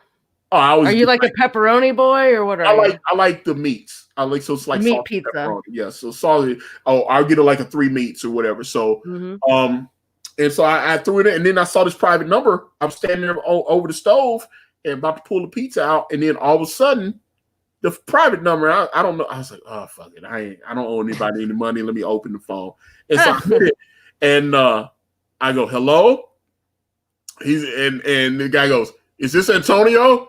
I said, and I recognized his voice of me. I said, yes, it is. He said, how you doing? This is Matt Cardona. And I was like, oh shit, man, you made me call. I got all excited, geeking out and everything. I was like, oh shit. I said, I gotta be honest. I thought I might have missed your call, or that maybe you weren't really gonna call. He said, man, I had like over 700 something people to call. He said, and he's allotting like up to like maybe 3 to 4 or 5 minutes for each call or whatever. Oh my gosh. Yeah. So so quick math on that. Yeah. So he's like, he's doing his workouts during the week and all this and stuff. And then, so he's like, okay, let me sit down and call maybe another 100 people right now. Talk for a couple hours, and then go back to working out, go back to doing business stuff, go back to doing my podcast and creating YouTube content. So he has to do all this stuff and then make 700 something phone calls. So he's calling X amount of people this weekend, and the next weekend comes, okay, let me go down the list and call some more people. But he actually kept it, like I said, he kept his word and called me. So I was all about that.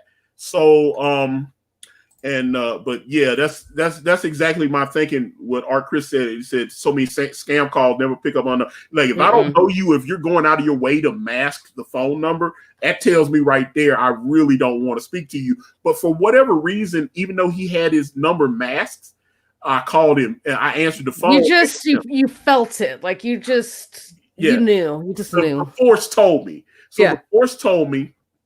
I picked up and we chopped it up for about 5 minutes, and I was just geeking out, man. And I was like, I told him, I said, hey man, I want you to come on my channel. And he was like, well, I'm not really doing that much press right now. And he was explaining, he was like, yeah, but he said, but maybe, he said, hey man, maybe later on, hit me up and we can figure it out. But he didn't. He said, but he said no promises. And I was like, okay, yeah, of course. I don't know, but I do want to follow up since we had to. Maybe he'll remember the phone call we had or whatever. Maybe. I was like, no guarantee. Don't get your hopes up. No, I was a big fan. Big fan of his when he was Zack Ryder. So if you mentioned Brand, he might remember. So yeah, that too.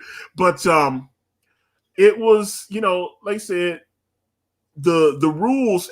Matter of fact, Matt Cardona is somebody who figured out social media. That's what kept him. He would have got fired from the WWE a long time before he did. He only lost his job in WWE because of the coronavirus. He'd still be there now, along with what's the other guy? His name's Brian Myers, but he was Kurt Hawkins. He's Kurt Hawkins, but now he is back to Brian Myers. He's on Impact. He showed up on Impact.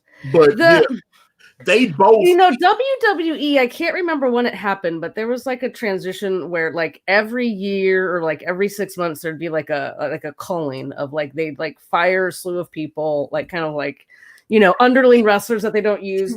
But there was a time where they stopped doing that. Like once they got like developmental really going, like NXT, like they kind of stopped hardcore firing people all the time, and they would just keep them on. And it wasn't until like Corona where it was like another slew if you of watch people.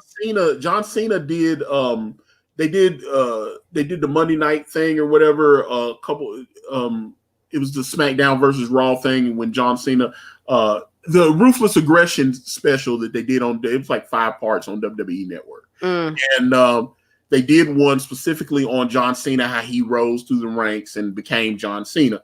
And he actually... It's admittedly hard for me to watch things like that because, like, I watched it. I don't need WWE to now tell me what they meant when I lived it, and I hate John Cena, so... Oh, well, but he's sitting down, they're interviewing him, he's talking about, he was about to get fired. They had already... John Cena got fired, and they talked to him. They do 2 releases a year in the WWE. He said they do a summer release. So like going into the summer, they start clearing the books of wrestlers that they think are going to be dead weight, and they normally let you know 60 to 90 days before that. I'm sure it has something to do with whatever business report is due that next month or whatever. Because I'm sure it aligns with that. Listening to Jim Ross talk about it's all about money. they know about the algorithm and stuff. They understand, like, okay, that's why a lot of people don't understand why they was like, the Miz sucks. How come he still got a job after like? There's many reasons why the Miz has a job, and it's not just money. Like he does a lot of things for them that people don't understand. Like he's very good at press for them. Like he's very like that's that. You want to know why Miz has a job? That is why Miz has a job. He knows how to talk. You might not like him. You might find him annoying, but Miz knows how to talk and get across what they want him to get across and sell whatever it is that he needs to sell. Like it or not, he does know how to do his job, and that's why he still has his job. He's not the best wrestler. He always lets people fall. He never catches them. I can say lots of shitty things about Miz, but I know why he still has his job. I understand it. But if I get it. Goes on, what's that? Not Regis and Kelly, whatever Kelly and what is it these days? I don't know. Is it who is it? Right, Kelly and Ryan. Kelly and Ryan, like Ryan Seacrest. Ryan Seacrest. Oh, he's the guy now. Yeah. He took over like a year and a half. No, thank you. So not a fan. So if they send Miz on Kelly and Ryan, he's not going to say the wrong thing. He's not going to embarrass the company. No. If they ask him to do Make-A-Wish, he's going to be, and they don't understand. And there was and you know what, Antonio? If anything, he'll come off probably very charming on those shows, and the audience will enjoy it and laugh. Regular mainstream audiences will enjoy whatever he has to offer. Yeah, and that is he actually him and what was it, Roman Reigns, John Cena was clearly one of those guys, where they could talk, and Vince liked to use them, on doing press. I don't really get the Roman Reigns as much. He doesn't have the charisma to me, but can he? Roman, he's got a great look. He's very articulate. He was doing like WrestleMania press before he decided to pull out and everything. And he had the nice 3-piece suit on, and it's like, oh yeah, he knows how to. He looks like an athlete going and doing a press conference. It's like, that's why I was like, Michael Jordan would go and you'd score like 45, 50 points. He'd go get his shower, put the nice suit on, and I thought, just the shots weren't falling tonight. He just did the right thing. And right. It's like, we still got a couple more games. We just got to pick ourselves up and, do. Roman Reigns has that athlete charisma, whereas like the Miz has that like reality show, Entertainment Tonight charisma.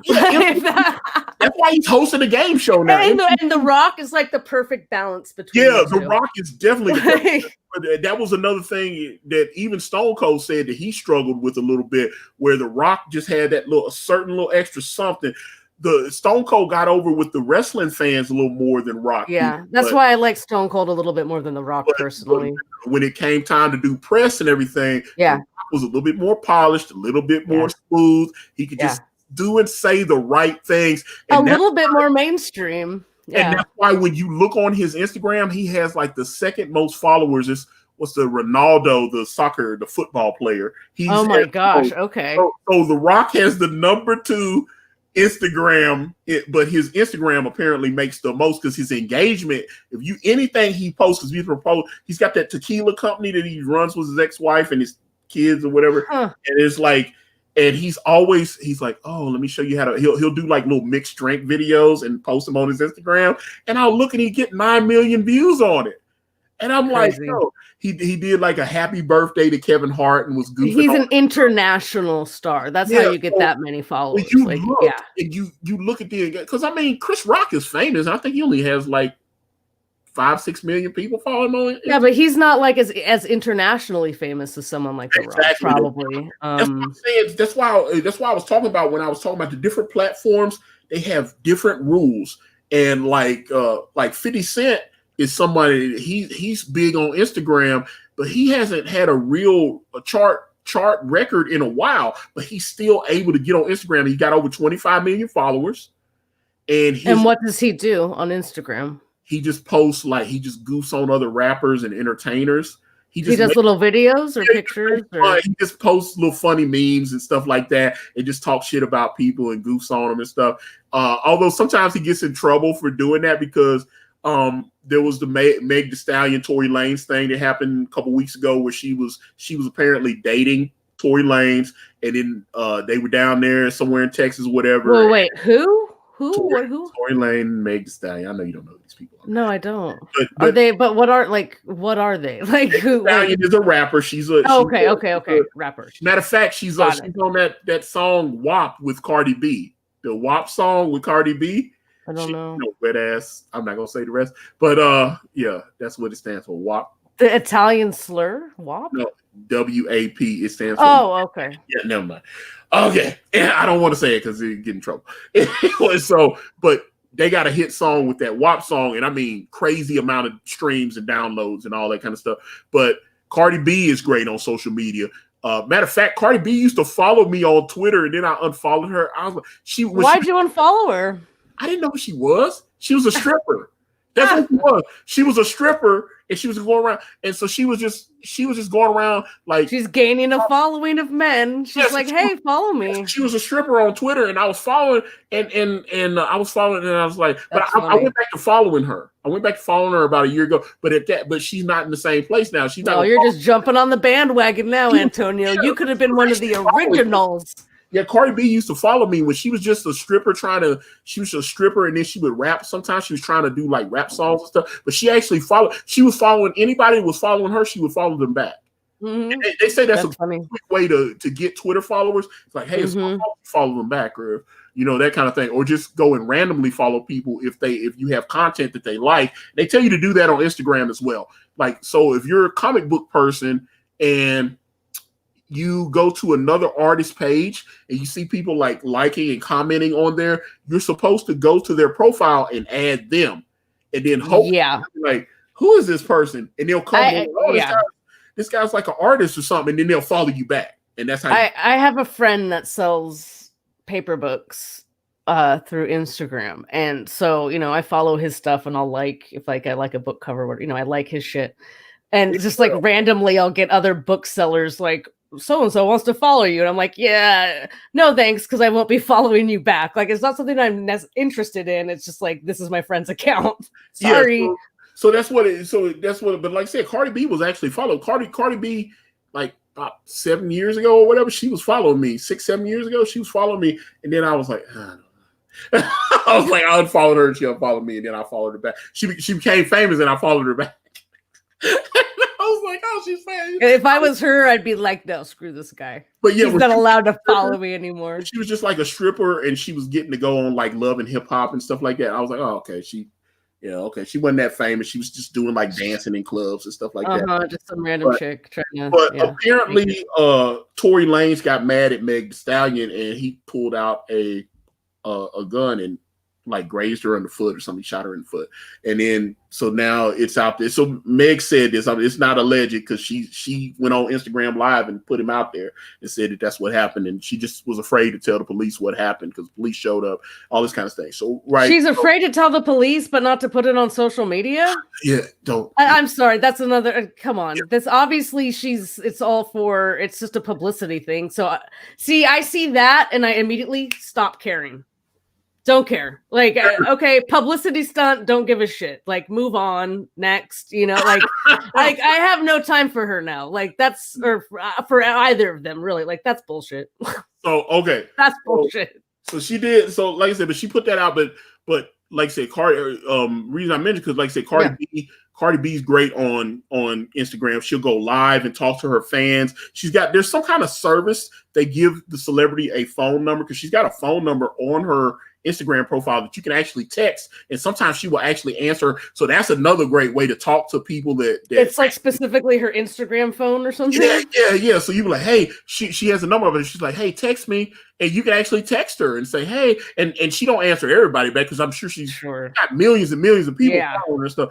But I can imagine, all these people. But every now and again, she'd be like, hey, what's up, Tori? So do you think she has bots, or maybe a little, crew of people that maybe do send texts to everybody? Like, is that possible?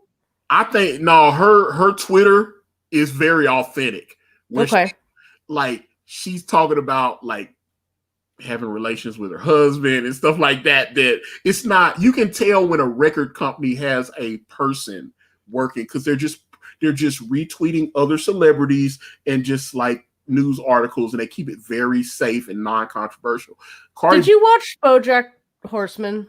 I've watched like one episode of it. Okay, so you won't know this, but just like later on in the season, the character Diane, who's the writer, she becomes like a social media, like writing social media things, and she accidentally tweets that she was going to get an abortion, and she actually tweets on this. It's like a Cardi B character, but it's just like dolphin. That anyway, it doesn't matter, but she accidentally tweets that on her account, but then that character just embraces it and like writes a song about it. It's insane. But see, but it all just seems like such a farce to me. But see, that's why I'm saying. So like when I'm looking on these different social media platforms, it's interesting to me because, like I said, what's hot on TikTok is different. Instagram is a different animal. Mm-hmm. Instagram was set up to share pictures, and then they added the video sharing later. It was just pictures. And there were people that were dominant on there just posting pictures. Admittedly, the video aspect of it does kind of annoy me because I like just kind of scrolling through the pictures. I don't want to stop or put the volume on to hear the video, you know? Because when Instagram first started, Snapchat was the #1 social media platform. Snapchat was #1, and now they're like #3, I think. Although TikTok is #1. Instagram was #1, and now TikTok is #1. It's still #1. Didn't Trump say he's going to get rid of? He says a lot of things, but wasn't that one of his targets recently? In my lifetime, MySpace was #1, and then Facebook took over. Right? MySpace was the thing. That was the thing. Twitter, different places. So the social media platforms just change, and Twitter, I can understand they obviously still have millions and millions and millions of users, but I understand why people have migrated to, especially if you're a younger person. I understand why Snapchat might appeal to you. I understand because specifically, like I notice young people like to send like racy photos to each other and stuff like that. That's another phenomenon I don't understand. And also, once you put it out there, I'm sorry, you can't be mad about what happens then again after that. Because, but you put it out there. After like 30 seconds, the picture deletes or whatever. Although they're young, don't they know that screenshots exist? Come on, I'm dumb and old, and I know that. The new Snapchat actually will alert the person. Oh, they'll be like, if you take a screenshot of this person's. Okay, but you can be alerted, but the person took a screenshot. So you still have no control. Block them, and then you won't. Then you know not to mess. Ooh, you blocked them, but they still have your naked picture. Yeah, that's true. And then they also have an app that I saw that does a screen recording. So like, you can record what's on your phone, and it won't register to the app that person's recording or whatever. So there are ways to get, because there's so many people that have taken. That's how the rapper Kodak Black got in trouble. He did a live stream on Snapchat, and there was apparently a young person, an underage person, and they were messing around with her on Snap, and then people recorded it, and then it went viral and went everywhere. And then there was another time. I have so many negative thoughts about all of this. I'll just leave it at that. Like, fuck. And then there was another time when he actually got arrested. Read a book, people. Read a book. He was on Snapchat, and they were doing a Snap Live, and him and the other guys that were there, he was on probation, and other guys that were with him in his home, they were holding up guns and stuff. Yeah, and that's a clear probation violation. The police showed up at his house within like an hour of him going on Snapchat. It's dumbass. Yeah, so he ended up getting arrested for that. I think you're being so fucking cool, you know? No. Somebody has it out for you. They sent it to the cops, and you're done. You're done. There's a guy that I follow, DJ Academics, on Instagram. So he has 2 million people following. He's a hip hop blogger and stuff. And he's got, YouTube channel's got like almost 3 million people as well. And all this kind of, he's big on, he makes over 1 million, almost 2 million a year or whatever. So he makes big money doing like videos and stuff. But he would get, they would call him like hip hop police, because a rapper would be like on Instagram live and they would be sitting there talking to people with their little gold ropes and everything. And all of a sudden they pull out a gun and doing this kind of thing, showing weapons on. And then someone would take the clip, they would record the Instagram live and send it to academics, and he would post a clip of it on his Instagram page, and it would get hundreds of thousands of views. And then somebody like, yo, man, stop showing my stuff or whatever. You know, the rappers would be getting mad and stuff because he's showing different things. Yeah, but it's exactly the same things that they were showing. Yeah, they were showing it, but they don't want it to be shown. They were showing it too. Like, yeah, because they know that certain people may be watching his page that aren't watching their page. Because they might only too damn bad. That's what the internet is, unfortunately. You know, a guy might have 70,000. He might have got to tread very carefully. You know, yeah. you never know. I got 70,000 followers. I'm gonna go live and I'm gonna like show guns and I'm gonna be showing myself rolling up marijuana or whatever, doing all, you know, I got my blunts and all. I'm doing all kind of ratchet stuff and playing. Hey, unless you just don't give a crap, you know, which is fine. But so otherwise, what are you doing? You have to assume that somebody is going to screen capture it. Yes. Because like if you go to World Star, if you go to Shade Room, Baller Alert, all these pages on Instagram, all it is them posting like little videos that like Cardi B said something about her husband, you know, who is Offset from the Migos. So it's like, oh, me and Offset were like making love this morning, blah, blah, blah. And then they record that and put it on another page. That's exactly what they do. And then everybody comments on it. And they talk about it. And that's exactly what it is. So, and most people that do that stuff understand that. Yeah. You know, people like the Cardi B or the people that are actually doing it for promotion, they get that.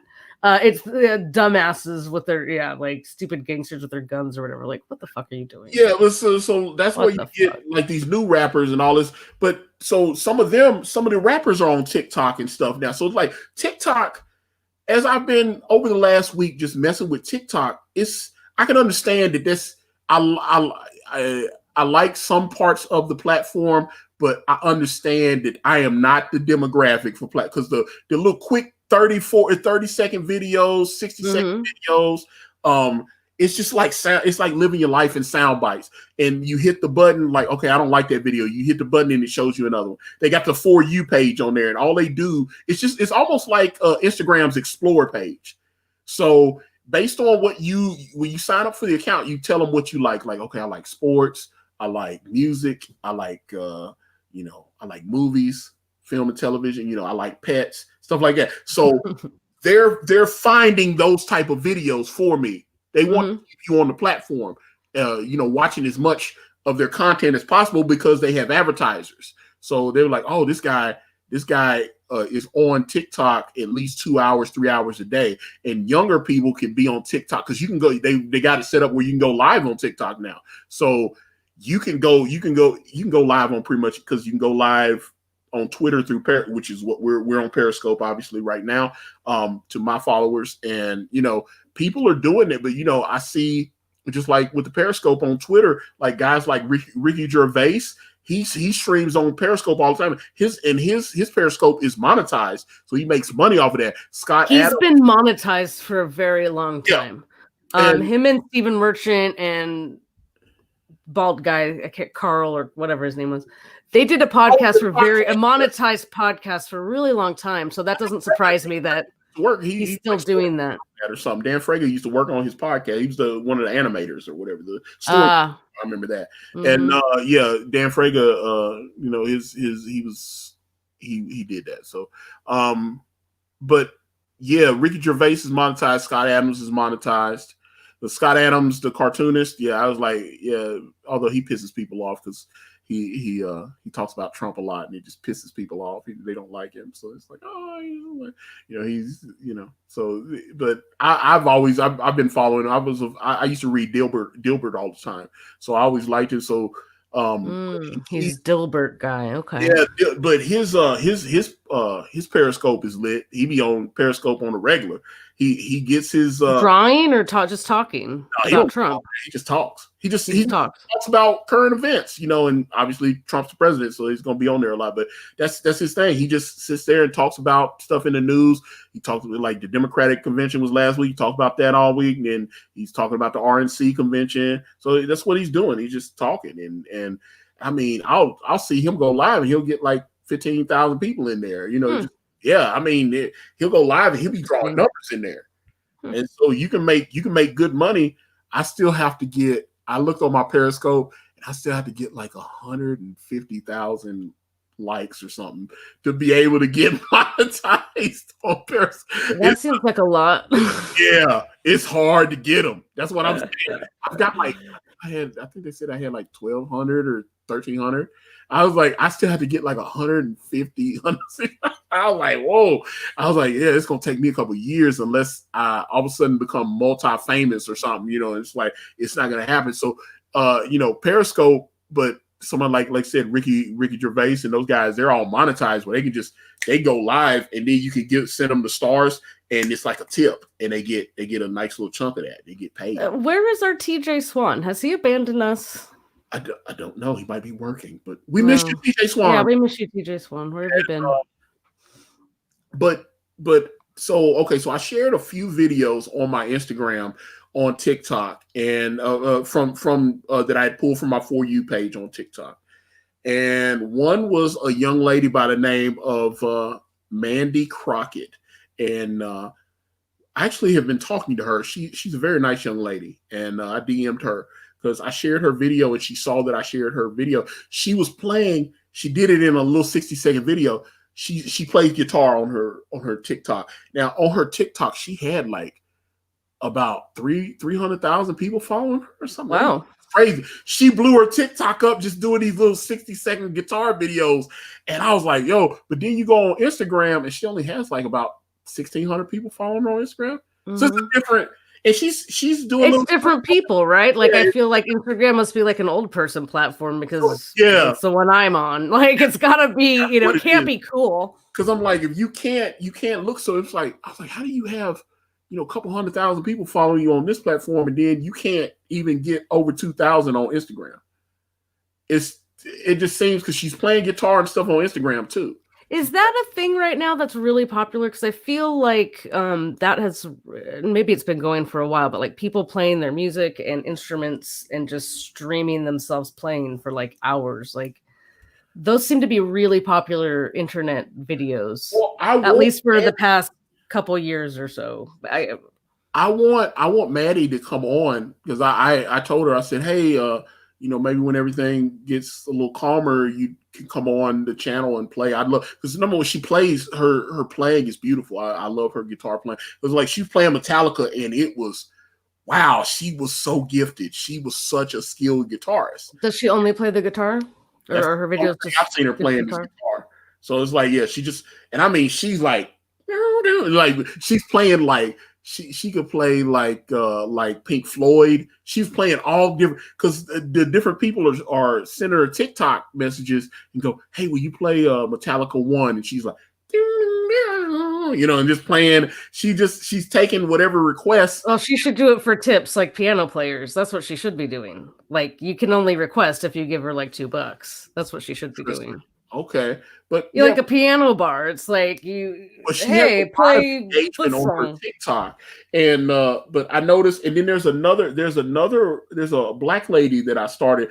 They recommend her videos to me a lot. Now I'm sitting there going, it sounds like me and her about the same age. I ain't got nothing. It's like she's a woman. She sounds like she's about like 40. You're black. She's black. Yeah, why so not? But this is what they do. Her thing is to make 60-second TikTok videos where her husband's doing something and she goes, hey, I got a joke for you. And that's, you go on her TikTok page and that's all it is. She run and are the jokes funny? Some are and some aren't. Are they like mom jokes or like dad, mom jokes, dad jokes? I had to show you what her thing, because like she'll go up and say something crazy. And if the joke is funny, she tries to get her husband to laugh. But sometimes her husband looks at her like, okay. But most of the time, if she says something funny to him, he'll start laughing, and I'll look and she'll get a couple 100,000. She'll get a couple 100,000 likes on it, and I'll be like, whatever that seems stupid to me, but she has figured something out on that. This sounds like something that like maybe Ellen showed on her show, so she got like likes and followers out of that. You know, like, so, look at this funny video my interns found of this wife telling her husband a joke. Like that totally sounds what. Yeah. And let me see. Michael Ross says social media platforms tend to stop growing when the politicians show up. Right, like Facebook and like, Yeah, so like I said, and then there's a lot of people that are just filming their pets doing crazy stuff. There's a lot of dancers. I used to see dancers on Instagram, especially after the dancers were on Snapchat. That's where the dancers used to be on. The dancers would do like little quick dance videos. See, that I would be interested in. Like, so that's why I used to see dance videos on Snapchat, and I was like, and there was a girl that I was trying to talk to, and she was the one that told me about Snapchat, and I was like, so okay, what do we do with this? She's like, well, I sent you a little video. She took a photo of herself. She was like getting her nails done. She took a picture. I said, okay, what the fuck am I supposed to do with this? Mm-hmm. Well, you're just supposed to be interested in it. That's all. You're just supposed to show interest. Yeah. She was disappointed that I was like, this is stupid shit. I don't give a. And I was like, in the video, the little picture disappeared after like 60 seconds. She said, you're like, what? I was like, you just sent me a picture of your new nails with like glitter on it. I don't care about that. I'm a guy. I'm straight. You know what I'm saying? I don't care about you getting your nails. Well, maybe you have a nail fetish. What does she know? She's just testing the waters. As I tell you the story now, I kind of realized why I didn't get laid. I was like, this is why you needed to work that a little bit smoother. I have to prepare. I have to pretend that I'm interested in your bullshit. Well, if you have certain goals, yes. Otherwise, I mean, if you're not interested, you're not interested. Like, I don't care that she's like, oh, look, I got my nails and my toes. And she's sending me pictures of her feet with her little glittery nail polish on it. Again, maybe you had a foot fetish. Like, she could have been the one for a foot fetishist. Or someone that really wants to get scratched by glittery nails or something. Yeah, and so, because we were supposed to get together, and then she was like, I was like, what am I supposed to do with this dumb shit? And she was like, it's supposed to be fun. She's like, never mind, delete it. And she's like, never mind, delete you is what she was thinking. Yeah, so she got mad at me because I didn't give a shit about her stupid snaps. And then I started noticing that the cam girls adult models started being on there. Oh, and then Antonio re-downloaded it, just like with Cardi B. It's like, oh, she's famous. Oh, they're showing their boobs. Now I'm interested. Oh my God, they're getting naked on there. Oh wow. So I was like, any, like Twitter allows nudity, so I like Twitter. Snapchat allows nudity. Oh, it does. Yeah, Twitter allows nudity big time. And then so Twitter allows nudity, Snapchat allows nudity. Do I need to scroll through like Yule's groups and like stalk his phone? Oh God. Just kidding. I'm not that sort of person. But that's not me. But yeah, so I started but like I said, she just saw, I don't care. If you show me, I'm like, it's like the hand model episode of Seinfeld. So she's so I was like, I love that episode. Yeah, and I was like, I don't care about you getting your nails painted and stuff. Like, show me your boobs or something. And I was like, if you show me that, I'm more interested. I'd be like, yeah, this is a great app. You played that so wrong, Antonio, because you were probably like 4 to 5 pictures away from boobs. But you couldn't handle the fucking nail picture. Yeah. It's on you, my friend. That one's on you. I messed up. I definitely, trust me, I messed up because we were supposed to have a date and then she canceled it. And I was like, oh, man. I messed up. Hey, you learn. Yeah, you live. Yeah, I messed up. So now I learned to be more phony and just pretend like I cared about her shit. Just a little bit. I mean, phoniness sucks. I mean, it sucks to have to be phony, but that's kind of part of life sometimes. I don't like being phony. It's not even being phony. It's just sometimes it's just about being respectful also, or just, I don't know. Sometimes you have to play the game. Whatever that game is, sometimes you have to participate. Yeah. And I was like, oh, you sent me a picture of your kitten. I don't care. Your cat. Yeah, see, that would be me. I'd be like, yeah, fuck off with this kitten picture. And I was like, it was that kind of shit. That's the picture she was sending me. And I was like, what am I supposed to do with this? And then she was like, never mind, delete it. And I was like, I was like, I knew it was like I guess she wants you to come back and just go, oh, that was so cute. I don't know. Yeah, I don't really know about that. I could not save the plane. It was, I was crashing and burning it. I did not realize, because I was being really crabby. I was like, you're sending me stupid pictures of getting your toes and your fingernails done. I don't care. I was like, I don't care about look at this nail polish. Isn't it pretty? I don't care what color nail polish you use or any. And she was like, yeah, delete it. Okay. And I was like, I didn't realize, because I told another girlfriend of mine, my friend Angela, I told her about, and she was like, oh, you hurt her feelings. And I was like, I just didn't care. I was like, am I supposed to lie and pretend like I care about that shit? I don't care. No, so you don't have to. It just wasn't meant to be. I was trying to get laid though, so I should have been smarter about it. So I missed that. Again, it depends on what your end goal is. Yeah, my end game was to get her. I think I've told you this before too. Like, a lot of this stuff is crazy to me. This social media dating stuff, because this is way. I've been attached before this shit started. As far as like dating sites or apps and all that, like I cannot even imagine navigating that crap. Maybe next week we will do a show just on online dating. I would love to. I would love to do that, because I just need to know the information, because I'm not a part of that world. And I'm glad. I'm very glad I'm not. Honestly, so maybe remind me, because I can talk about dating all day. But so like I said, Snapchat is okay, and it allows me to talk to my niece and my nephews. But TikTok, I can tell that it's not made.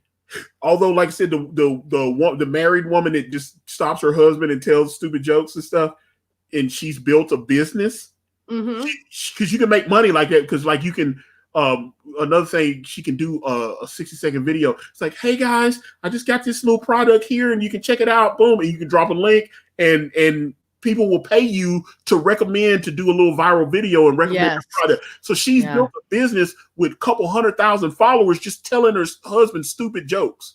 Because I was like, half the jokes she's telling him, because he was making, but he gives her on his face though. Like, are they personality wise or charisma wise? Are they cute or funny? Like the two of them, or like, do they have a rapport? Like, it's like, oh, this wasn't that cute little couple. Okay. Matter of fact, Dame Drops was actually he was on Instagram, and someone asked him, what goes into what you call good content? And he was giving this person like a list of like 4 or 5 things. He said you need to be either entertaining or the video. He said the production of the video, it can be good. And he said, if you don't have either of those things, you have to have at least a good personality. He said, if you have all those things, your social media will explode. He said, if you have at least one of those 3 or 4 things, then you have a chance. Yeah, you have a chance, because like, okay, you're funny, you're entertaining, you have always your production value is good, stuff like that. Those are things. So like that, it's the same, because he's successful on YouTube making, because there's a lot of people doing food reviews on YouTube. Why is Dame Drops doing that? Yeah, because there's a lot of people with cooking videos on YouTube. Dame Drops, most of them only have like 20,000, 50,000, 100,000, maybe 300,000. Dame Drops has 1.3 million people following him on YouTube. He's pretty good. There was this girl that I worked with for a while. She's probably like, she's in like her early 20s, okay? And she was like, her and this other girl, they'd always talk about these YouTube videos they watch. I'm like, what are you guys, like, I'm like, the old lady, what are you guys talking about? What is this? And she's like, you've got to see this video. And I look at it, and it's just some person just randomly not dressed up, not looking good, nothing. Just like a person that just eats food. I was like, what's the gimmick here? Like, is this person like, is this going to get funny? They're like, they just sit here and eat food. It's fun. It's interesting. It's funny. I'm like, what's interesting or funny about this? Like, there's nothing happening here. I'm like, I turned to her. I was like, you watch this like all the time? Well, yeah. Wow. Like, it's amazing to me what people will watch. One of the interests that I picked on TikTok was food. I'm interested in like cooking and stuff, right? So I started getting recommended. There's people that are making they do, like I said, you can either do a 30-second video or a 60-second video. There are people that are creating content on TikTok, and they're doing 60-second cooking videos. So they're cooking a full meal, but they've cut it. They've edited the video down so it'll run in 60 seconds. They'll go, okay, so chop this to it. And they talk real quick. Yeah. Take this. And it like pops up the little like recipe or whatever. And it's like boom, and there are a lot of screen words. Boom, boom, boom. So take this, chop, cook for 20 minutes, do this, boom, boom, boom, boom, boom. Wow, voila, it's done. And then the video's in. And it's like 60. So you got a minute to communicate. It's like a minute. And so yeah, I learned these from all my reality competition cooking shows, Antonio, of course. People, like I said, people that are successful, or regardless on what platform you're on, whether it's Snapchat, Twitter, Facebook, Instagram, TikTok, I've noticed, you may not be able to reproduce that same result on another platform, but like, because like I said, I saw one woman and her boyfriend, and they make videos, and they got over 800,000 followers on TikTok, but then they got an Instagram, and it only has like 20,000. So, but on TikTok, they're gods. They're TikTok gods, where they're able to create that content and just keep it going. They're big on that platform. TikTok, the nature of their videos, they have just telling each other a little crazy. They're doing a little crazy stuff in cars and like, playing pranks on each other. So like I said, a little 60-second, it's funny, boom. Like I said, people showing their pets. And so this is what I shared a couple of these on my Instagram. And there was one that I saw, and it had over 1 million. Because it's like when I look, like I said, I've got 11,000 people follow me on Instagram.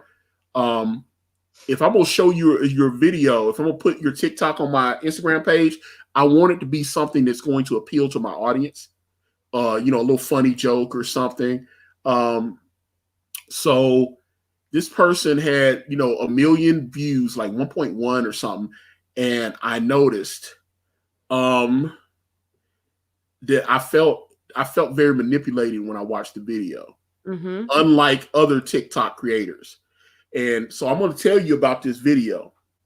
I can't even remember the guy, because I actually didn't even like the video. I just moved on after I watched it, because I was like, wow, I couldn't believe it. Okay, so this guy he's at his home, and he's sitting on a porch. And this is a 60-second video. And he's got music playing, because you can add music. You can infuse music into your TikTok video. So he's playing, what's the guy's name? His name is, I think it's Pow Woo. Let me see. Matter of fact, let me find this guy. Yeah, Pow. His name's Powfu. Powfu. And a lot of you guys may not know who the hell Powfu is, but he had this song. Don't stay away for too long. Don't stay away. I pick up a coffee for your head. I pick up a coffee for your head. When it was this? What year? Oh, this just went viral like a couple. Oh, okay. Then I have no idea. Specifically went viral because of TikTok people. Gotcha. People on TikTok were taking his song. Oh yeah. There you go. So Chris knows that he rapped over that song. Yeah. So he took, the song is called Deathbed, and the video's on YouTube.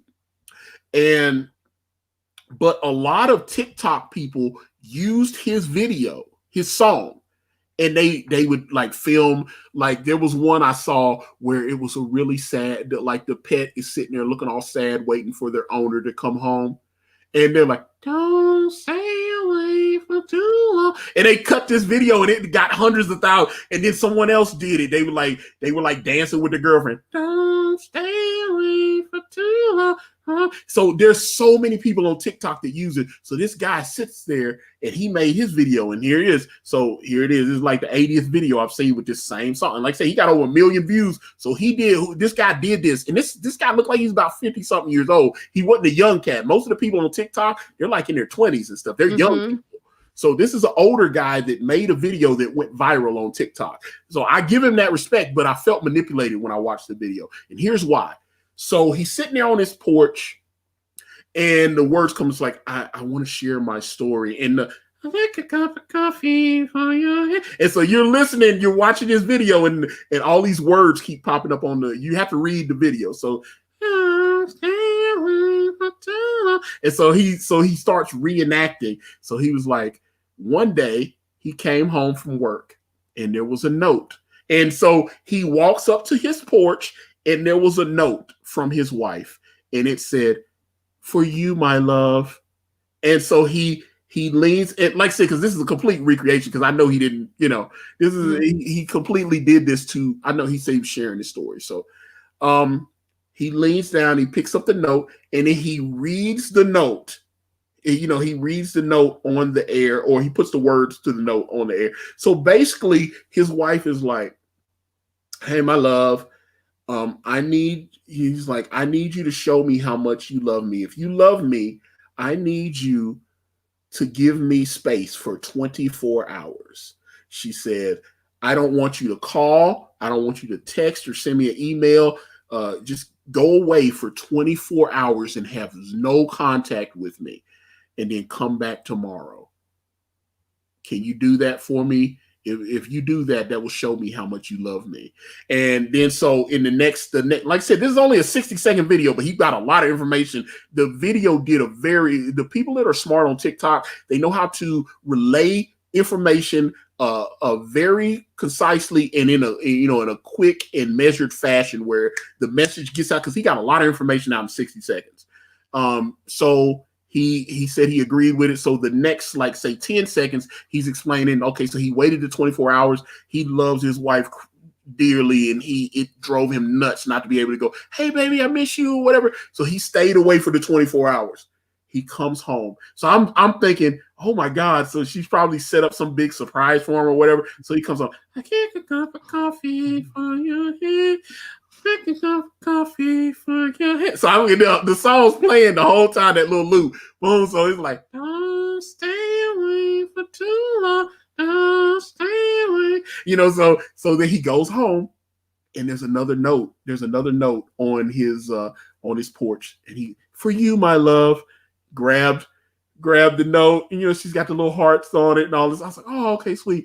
He opens it up, and this was the kick in the balls. She committed suicide. And she told him, that she loved him and that they would meet in the next life and all this kind of thing. And so, and in the at the end of the, he said he's trying to raise awareness about depression and, mental illness and stuff like that. And so he's trying to, and I think he even, in the caption, I think he even had like a link or something to like a suicide or whatever prevention, trying to raise awareness. But I felt very manipulated when I saw, because I was like, he really, I felt like he played with my emotion. But yeah, his wife. Well, that was the point.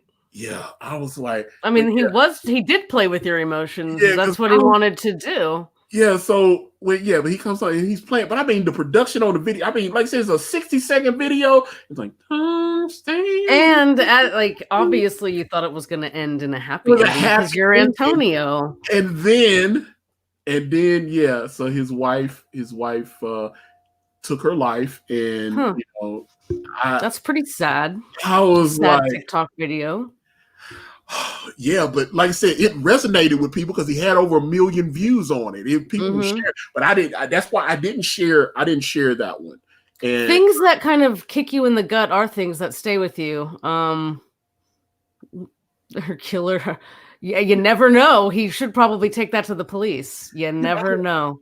But you never know. But yeah, that one messed with me. I was like, wow, this is crazy, man. This dude, it was like, because it starts off so happy, it's like, "Hey, my love, I just need you to give me 24 hours. I just need, if you love me, show me how much you love me. Give me 24 hours of space, and then come home." And then he comes home, and there's another little sweet note on the porch, and he opens it up, and he finds out his wife had committed suicide. And yeah, that sucks. Yeah, that's a kick in the gut. But he's got the Pofu song on it. Don't stay away for too long. Don't stay away. Oh my God, I don't know this song. I may or may not look it up when we go off the air. It'll probably be a not. I probably won't. But yeah, so That's what I was like. But like I said, and then he closed it. But he got all that information out in the 60-second clip. And like I said, it got over 1 million. It got over 1 million views on it. Because things that are unexpected like that are usually the things that hit the hardest or hit home. So it did what he wanted it to do, obviously. Oh yeah, it was very powerful. I can understand why that video went viral like that, because the production was great on it.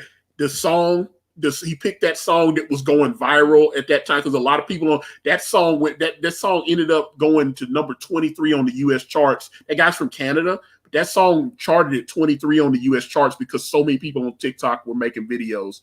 And so you're drawn into the video immediately because it's like you recognize this. It's like, oh, another one of these. I told you, I've seen like 80 videos with that same song. Like I said, oh, there's the sad pet video waiting on his owner, because somebody was filming the cat was sitting there at the window or whatever, waiting on his owner to come home. And then like he came home and it was like all perked up and everything. And like, I'll take a cup of coffee for you. I can't, it's like, oh, yeah. It's like, oh, hey, buddy.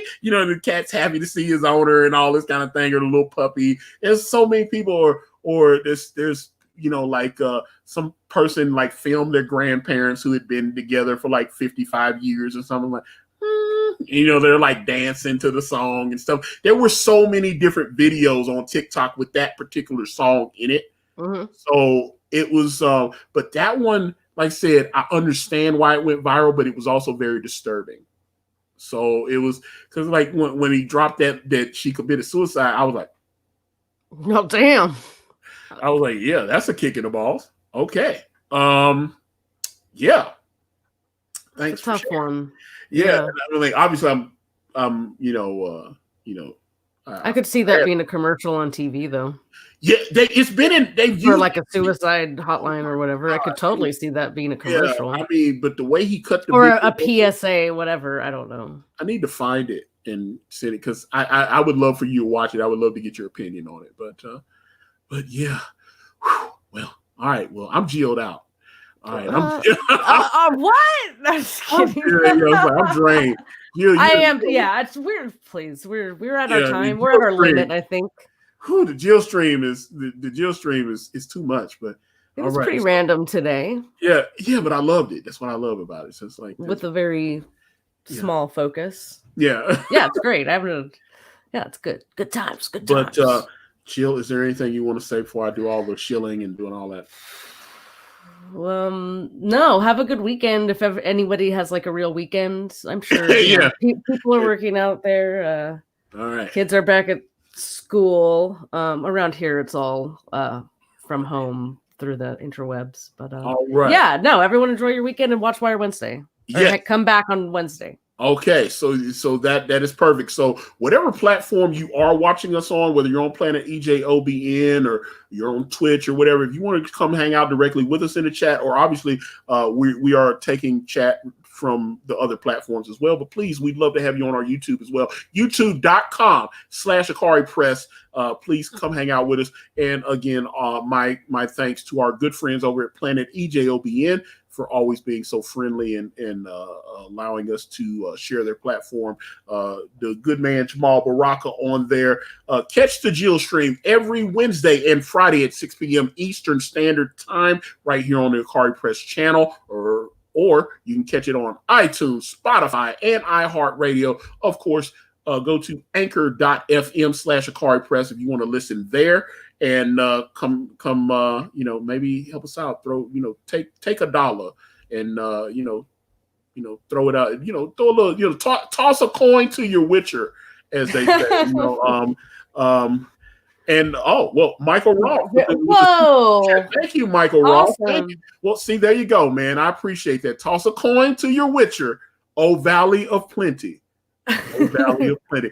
But you can be Geralt. I'll be Yennefer.